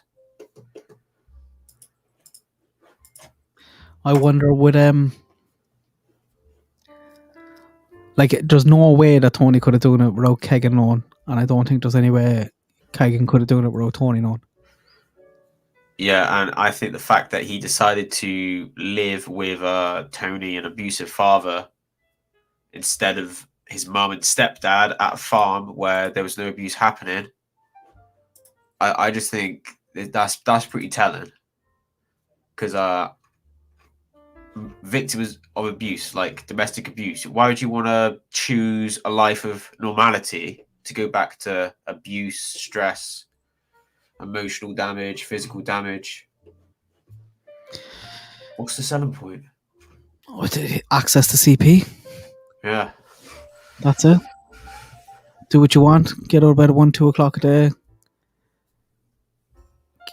Talk to a few girls. Get a few pictures there for your dad, and he's happier. There's nothing stronger than a father-son relationship. But if they're sharing it with people, who would they trust to share it with? Because I doubt many friends, if you're like, oh yeah, me and my son, we love looking at kiddie stuff. I doubt many friends would accept that. They'd be moving on and reporting it. Yeah, because it's what you know. Because he probably doesn't know any different.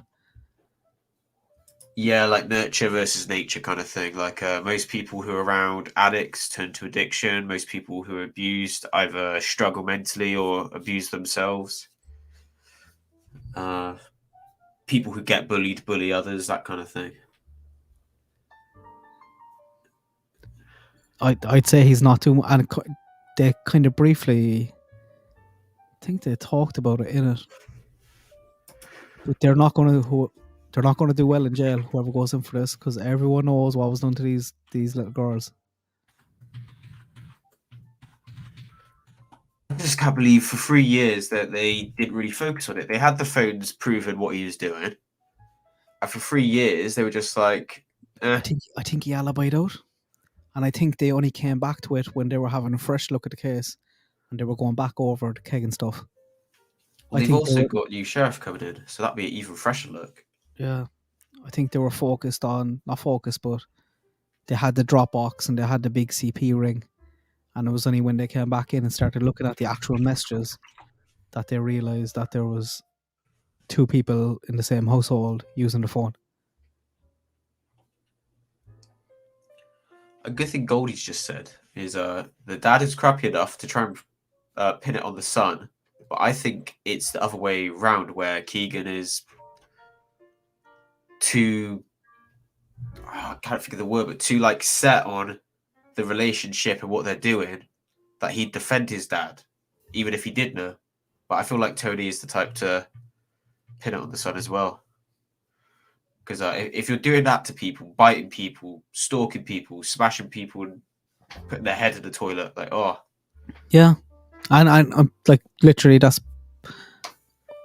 those words are just pulled out of court reports. Like, I find it pretty shocking that the police let it come out on the murder sheet, because I thought that they asked police for permission because it was not going to be there. It was taken down pretty fast. They accidentally did the wrong thing. And if you had a lawyer's license, you could view it. I'm surprised it got let out. They said I was going to talk about that in the video, but then things started happening too fast. But what happened was, or what I think happened is, I don't think they did want them to go out, and they were like, no, we're going to do it anyway. And I get it if they're kind of journalists and they came across it all right. But if, say, Kelsey reached out or someone from the family, then there's no way I would release anything like that. It would jeopardize the case. Yeah. But it will put pressure, obviously, on as well at the same time. Yeah. Like, they can't exactly come out and say any of this stuff, you know? They can't just leak it. Yeah, that's why I think the signatures, like they say 3 signatures, they need at least like one of the signatures or something more being said to help. If they are trying to pin these people, we can't just do it from what we have or what someone who knows them has. If one of the 3 signatures is a bite mark, I think that pretty much all but confirms it. After the stuff I've heard, but even the fact that he's messing with the stomach anyway and driving a stake through it, I think one signature said is religious in nature. I don't know whether they're seeing that as the stake through the stomach or a crucifix. I think the other one would be the dolls or the teddy bears. And I think the third one is just the posing of the bodies. Pretty sure Jerry Kline, the granddaddy passed, was religious. That's what I was trying to find again on the obituary. Here we go. Legacy.com. This is it. He was baptized at the Mexico Baptist Church. Right there. Can you share your screen? Good luck. Yeah, of course. Lou said there's been a TK in the chats as well. I've seen. Don't know if it's him, but he was defending KK. Pretty sure it's a fake one. If you're there and you want to take a link. I'd love to hear his voice because I did hear about that, but we'll just get him to say it down the hill over and over again. I haven't heard Tony's voice, to be honest. There you go. I've got my thing requested to share. I'll put it in full screen as well. Oh, I didn't realize it. Oh, good. So this is what I see here. So this is on legacy.com for the obituary of Jerry Kline. And this is Tony's dad, Kegan's granddad. Jerry Leroy Kline, 76 of Peru, passed away at 6:30 a.m. February 18th. And he was baptized at the Mexico Baptist Church, attended Olive Branch Church of God for several years. He enjoyed old cars, motorcycles, loved going to car shows, went to Florida. Family was important. grandchildren were among the greatest joys in life. That's why I was like, all this stuff coming out. He's just died after his son's been linked to the murder of 2 girls and a load of child porn with his dad and his son. When did he die? February 18th of February, so not even a month ago. That probably tipped him over the edge.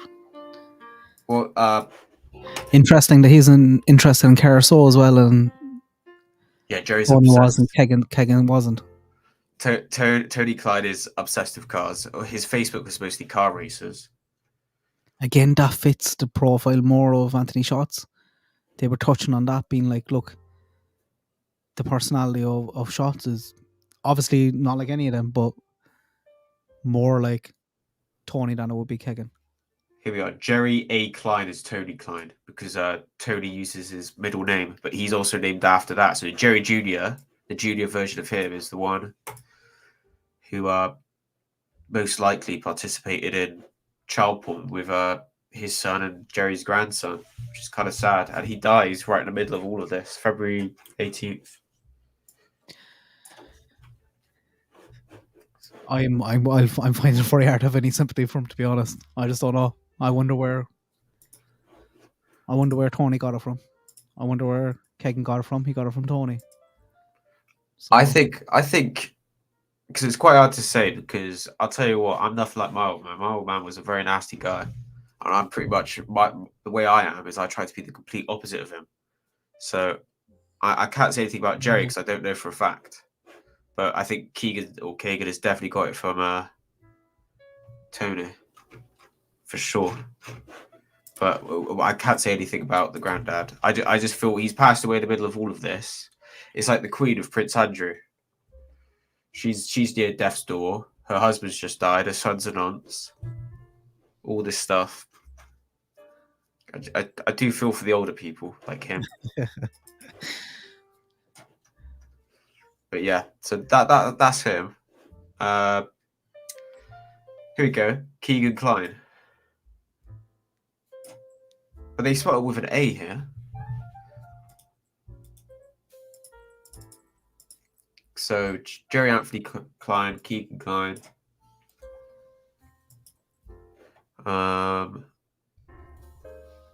Yeah, but he's definitely religious. He's been baptized and has the Church of God. Let me check what this is. Olive Branch Church of God.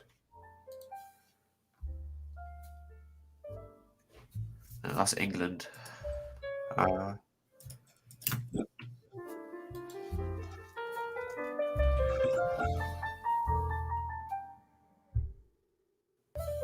Ohio, unless there's one in Indiana. Yeah, there's an Olive Branch Church in Indiana.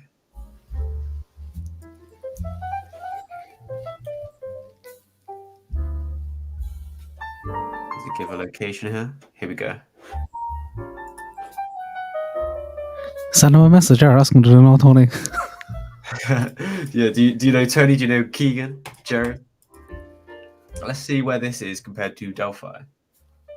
I'm on maps now, so I want to make sure it doesn't show up a random location. But I'll check the distance. Delphi Trails. Delphi Historic Trails to Rowan, Indiana. About an hour's drive from Delphi Trails, it says here. I'll share my screen again.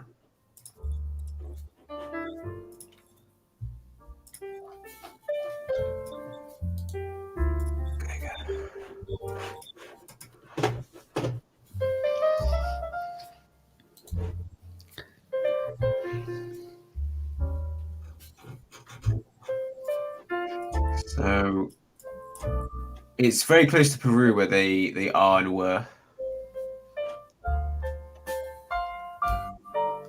Oh, I forgot I have to add it back in. Yeah, so I wanted to make sure, because you know how Google Maps is. I use an Android, so everything's Google. I don't want anything coming up for mine. Here we go. So that's the Olive Branch Church of God where the granddad always went. That's Peru where they lived. Then from Delphi, like from Peru, it's about however long. But that's the church compared to the trails, and they lived closer to the trails than the church. What the guy told me, and it's never been like properly verified or anything, is that the nurse of Templin who knew the Klines that got tipped in the day before Anthony Shot stuff came out is, where is it? There's a place called Forest, Indiana, and it's like up north from Delphi, and they said that someone from Forest was doing stuff. But again, this is just like what someone's been told. It could be a rumor.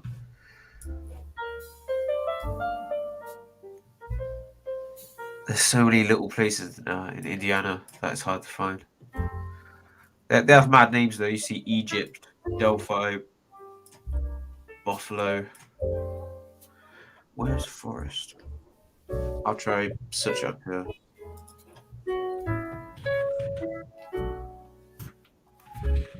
We go Forest, Indiana, from the Delphi trails.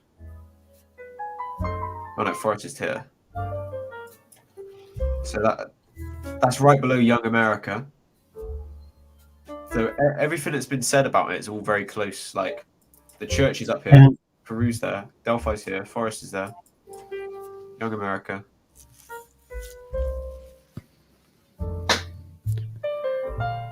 He's going to be under pressure for this week. It's once, like he's well and truly been blasted out there now. Like whatever about the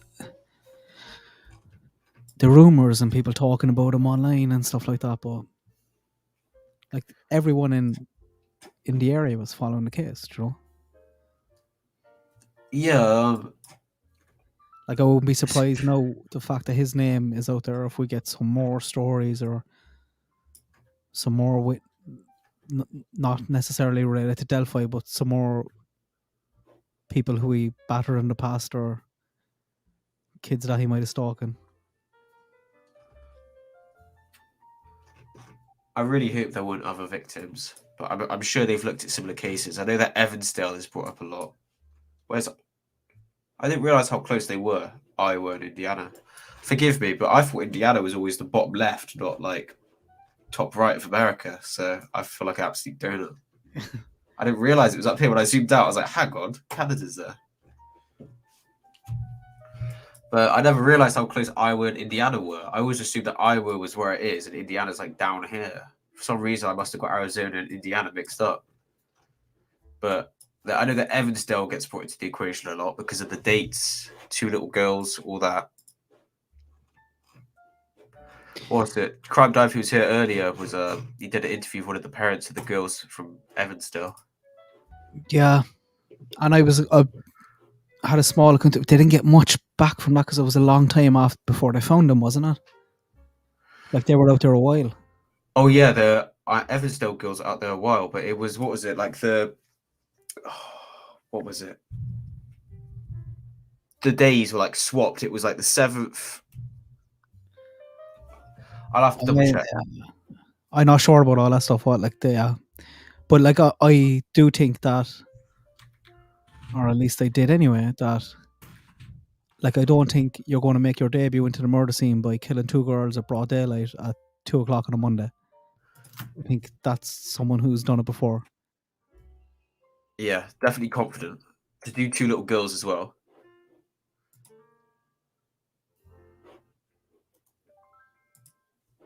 Sick. What was the day? I want to make sure I get it right. I don't want to say anything if I'm not too sure. You'd think that it'd be like first thing you see, like a Wikipedia page, but there's not really much. What if I just do Evansdale murders? No, with Delphi, you get the Wikipedia up like that. This one seems to be a bit buried. Yeah, that's a shame. But just July 13th. Yeah, so like February 13th, 2017 versus July 13th, 2012 is basically replacing the 2 and the 7 because Americans put the day, or no, they put the month before the day, whereas like I'm pretty sure in Ireland they do it as well. For us, it's completely different. It's like no, we're the same. Yeah. Yeah, I don't think. if that is related, I don't think it's related because of the dates or anything like that. Like, Yeah, but was it it is someone? interesting. 2 girls taken like that, and they were posed as well, weren't they? As far as I know, I don't know much about it. The Evansdale murders. I don't know anything about Pose. I just know they were found a while after. It was both of them. It was in Woodland. The dates are similar, but in regards to like posing, I don't know. It'd be hard to tell as well because I think it was only skeletons that were found. Oh, was it? Was it that long? Yeah, it was ages, I think. You ever have a sketch? Suspect sketch in Evansdale. I don't think they did.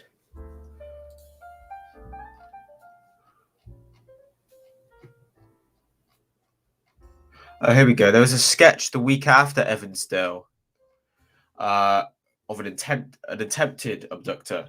So someone tried to kidnap someone on July 20th, 2012 in Evansdale, Iowa in a white van. So I'll see if like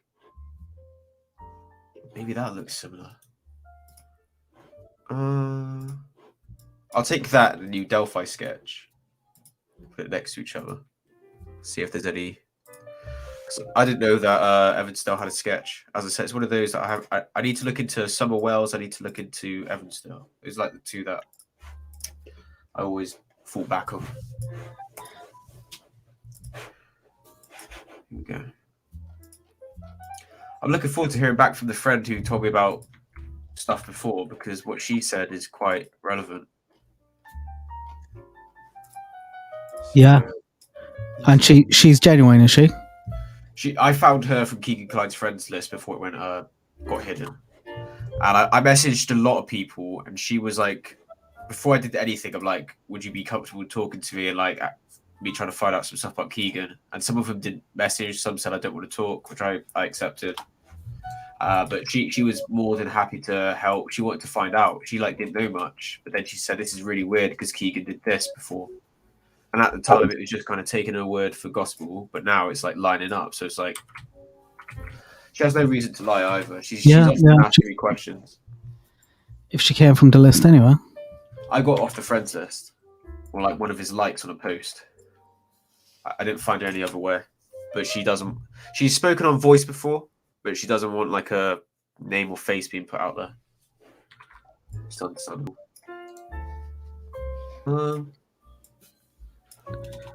So there's some similarities. I'll show you what I see from the two sketches.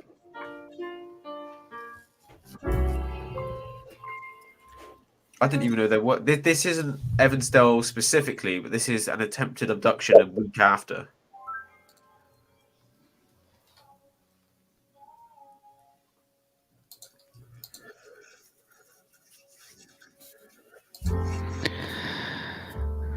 Oh, I just hope there's movement on it there around the next few days.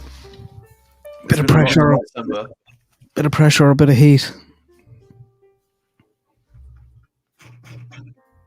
Like if I knew him in any way, I'd be straight up. I'd be on the phone to him.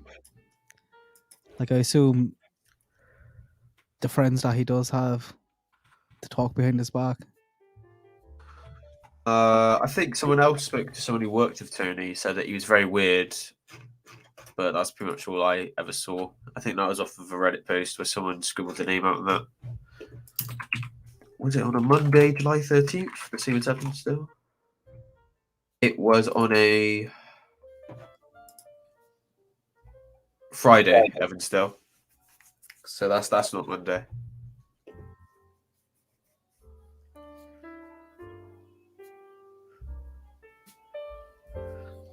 I'm sharing my screen on Photoshop of the attempted abductor in Evansdale versus Delphi.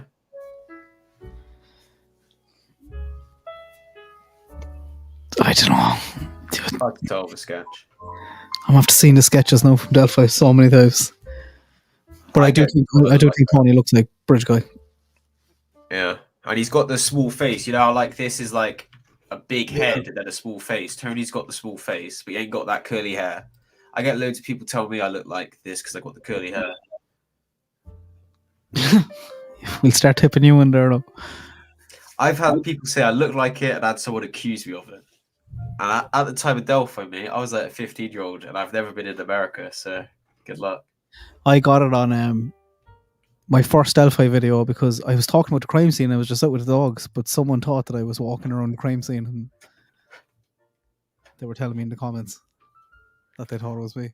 They thought as I was recording the video that I was out in the woods where they were found, you know, like a creep. Oh, I know that. What was it? Bruiser, he passed away in January or February now. He because he wore a mask in his videos. Someone made a post about him because he told me about this. It was like Bridge Guy starts a YouTube channel, and they linked Bruiser talk about Delphi. Oh, nice. Yeah, so people are crazy. Yeah. Well, I don't know that we need much of that now anymore. I'm not interested in anyone else other than Tony, and I just hope to God they have something and move soon. And got something in that raid. I wonder what they were looking for, because they would have been looking for something specific, even if not just the dog. I wonder if Tony's given a polygraph or a DNA sample.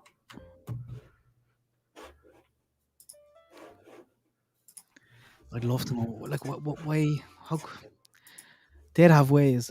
If they thought it was him, they surely have a ways to get his DNA, even if it's coffee cup at work or something. Do you know, there must be a crime of this magnitude and this much kind of pressure to solve it. But like you said, I don't know, is the DNA there much good? I've just got some messages. 1 sec. I'm going to read them. I'll make sure I only read the parts I should read. I don't think the first part I can read.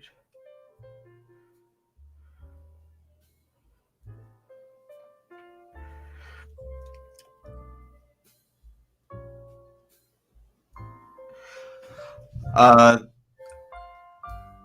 know who the Emily Ann profile is named after. I'm pretty positive the profile is named after a little girl in the Kline family Tony has posted on his Facebook multiple times. Evan Stell is 2012 Goldie. Say that again? The friend of Kegan says, I know who Emily Ann profile is named after. I'm pretty positive the profile is named after a little girl in the Kline family that Tony's posted on his Facebook multiple times. I can't read the first one, but that's the second message I got. Jesus, that's sick. These are sick people, sick individuals. And we probably don't know the half of it. Like. Yeah. But we're going to get a lot. We're going to get a lot. Like next week, all the details about that dunking the kid, breaking his orbital and dunking him down the toilet is going to come out. Yeah, that part I found out just then when you showed it on the screen. Yeah. And the fact Keegan was like, oh, they should be hung. No one knew about Tony's doings. Like, he seemed like he was quite good at keeping secrets. Yeah. So that's something to take note of. Yeah. Oh, it's going to be an interesting few weeks. It's good though to finally, because it was even at the 5-year anniversary, you're like, oh my God, like are they getting anywhere?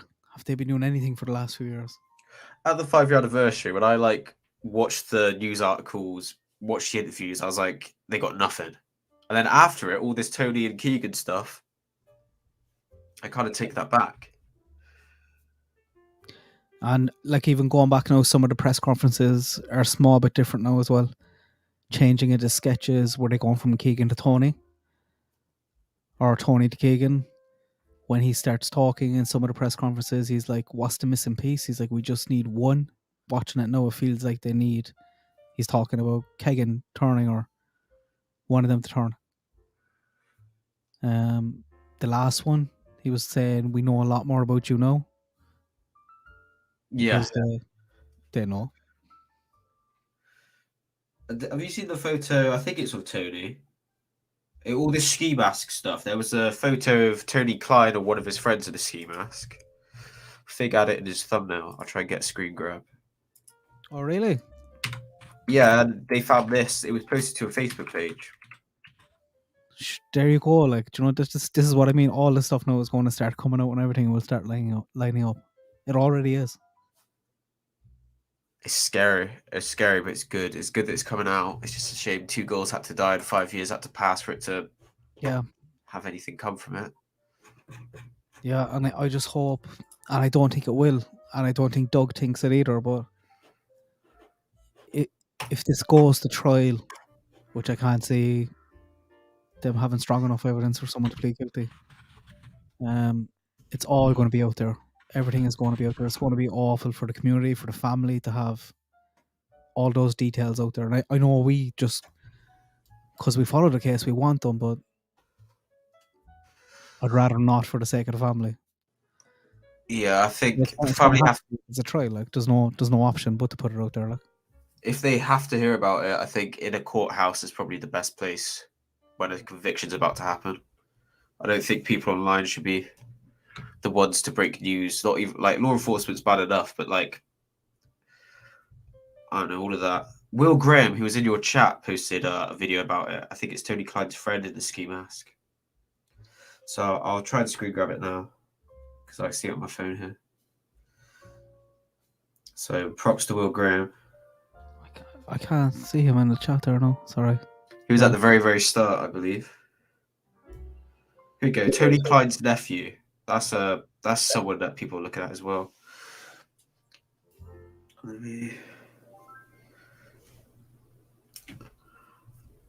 I'm looking at this on my phone, so I'll have to email you this one.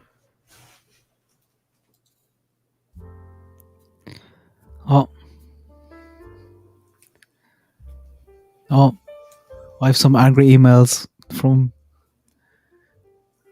people being timed out for asking questions.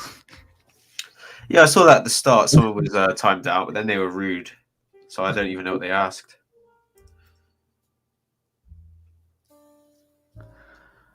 No, I trust the mods there with that sort of thing. Anna's lovely. Anna's in my chat a lot. When I watched your channel and I saw Anna in the chat. Yeah. She is. We can't complain about Anna. No, Anna's lovely.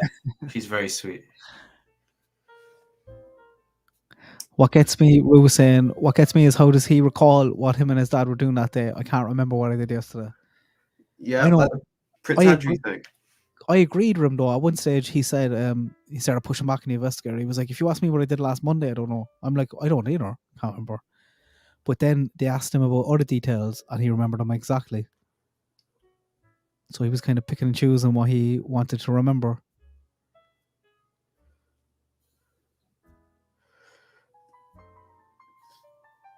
Regarding the scheme, it's quite cool that she's getting back to me. She's shocked about half the stuff, but half the stuff she already knew. About Tony being violent and stuff? Nah, she didn't know much about Tony being violent. She was the one to tell us about Tony wanting to do sexual acts with his son. Oh yeah.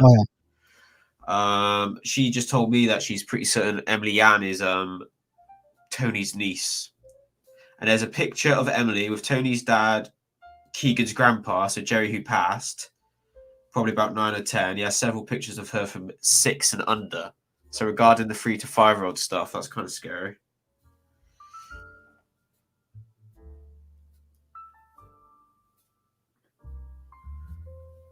Oh, there's just so much of it slotting into place, like. But why would you use your niece's name for? They're just. Sure, we've seen the incest already, do you know? And I'd say probably a bit of laziness as well. Yeah, if you're going to be doing this kind of stuff that you can get convicted on, you wouldn't want to have any link to yourself. It's like if I were to start. I open an account and I'm selling drugs on it, and I just put my full name as the username. They get me in a heartbeat. Even if I just put, say, like something relevant to my area or like a pet name I have, they'll catch you like that. Yeah, people do it a lot though. We've seen it over. Is Aaron still there? He is. Marie Farrell in the Ian Bailey case. She gave her sister's name. But a lot of times when people are panicking, they just go to a name that they know. You know about what's it? Gave sisters they bought. Oh mate, I'm going blank a few times today. I'm sorry. It's been a long one the past 2 days. I'm going to. What am I on? I'm going to try and keep this short anyway because I don't want to go too long. I try not to go. Sometimes there I'm 2.5, 3 hours in without even realizing it. Are we 2 hours, 3 hours in? We're 2 hours in. 2 hours in, yeah. Wow, man, I don't feel that long. Yeah. Let me quickly show you this, just so you don't have to bring it up in your email. Oh yeah, give me a look. Oh my god. Can you see that regarding the ski mask stuff? So this is our conversation here. But last I heard Tony or Tony's friend, I'm pretty sure it's Tony. But regarding all this ski mask stuff coming out, it's quite scary how much everything links together, you know?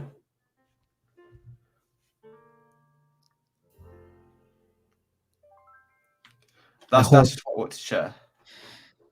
I reckon we're going to see a lot more of this in the next few days. I hope so. I really do. I'm surprised they haven't got reasonable doubt against Tony. Yeah. And who that friend 2 is. He might be. I'll have to listen to part 2. Yeah. Do. Have a listen to it and let me know what you think after. It's not as bad as part 1. But I thought even with part 1, I know it was sick and it made you feel uncomfortable, but it probably should make you feel sick and uncomfortable because it's sick stuff, you know? So... Oh, it's more than sick, man. It's more than sick. When I listened to part 1 and I was hearing of searches, just the way they're worded, like underage girls F, and oh man, and then the bestiality in Sandy Hook. They were getting younger and younger as well. Teenagers, underage, preteen stomach came up again. I didn't clock that. Yeah. Well, mate, I'd say good on you from Ireland doing this. You're pretty much the only Irish bloke I actually watch or ever see. So props to you. And Delphi one is pretty amazing. So good on you for that. I've been stuck in thinking about Delphi for 5 years. I don't think it's a case that ever kind of left anyone and you kind of drift away. You're always at the back of your mind. You're thinking about how that can happen to 2 girls and the crime scene. The crime scene is just so horrific. It's horrific. We don't know the details. It's crazy. Yeah. That's how horrific it is. Yeah. Imagine what it must be like for the family for the last 5 years. It's going like through that every day, and I come here, those attacks on Kelsey. What the hell? Like, what are people doing? Like, I can understand talking about facts and having questions, but just to flat out accuse anyone, let alone the family, I think that needs to be taken very carefully.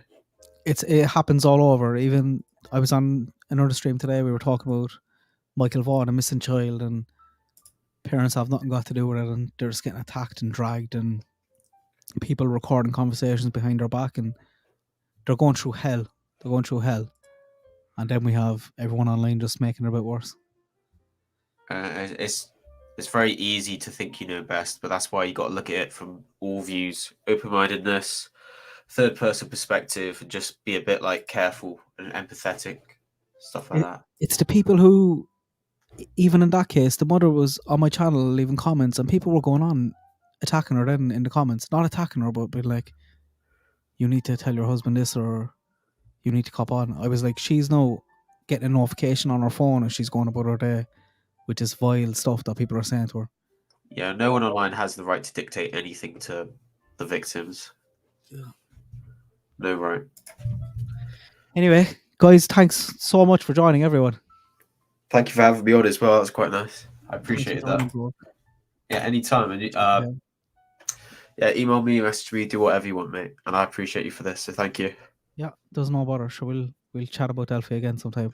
Hopefully there we get some more breaking news tomorrow, or next week we're going to get the story about him and that kid and that woman. So hopefully we get an extra in there during the week as well. I'd say a lot of people are going to come out, start talking, start having stories. Look how fast that ski mask came out there, do you know? Yeah, there was some truth to it. At first, I thought it was just a rumor, but what I was told about ski mask watching Libby was actually a ski mask watching a friend a week after the murders. So it's still still very important. That's a slow turnaround. He's going for the second one a week later, do you know? Well, third, that we know of. And it was after the picture of him was released, the 17th versus the 20th. Yeah. Scary. And then fleeing to Vegas and trying to backdate things on Facebook. It's just, it's dirt. It's there's no smoke or fire. Just say that. Yeah, if it looks like a duck, it quacks like a duck. It's a duck, man. Yeah. It takes a lot for me to come out and actually be like, no, I'm pretty sure this is the guy. And There's been so many though. It's enough easy hair to to know. assume. Yeah. But this has credible. This is the most credible so far. Yeah, and the materials, the stuff we're using isn't from third-party witnesses or anything. It's from court documents, you know? Yeah, court's very serious, especially in America. Right, I'm gonna go, guys. Thanks so much for joining. Please give it a thumbs up there on your way out, Willie, and I'll chat to you again soon. Bloke, thanks for joining. Please Likewise, go over man. and give him a sub as well if you haven't already. Yeah, I appreciate that. Thank you. All right, thanks everyone. Have a good night. Good luck. God bless. Have a good one, mate.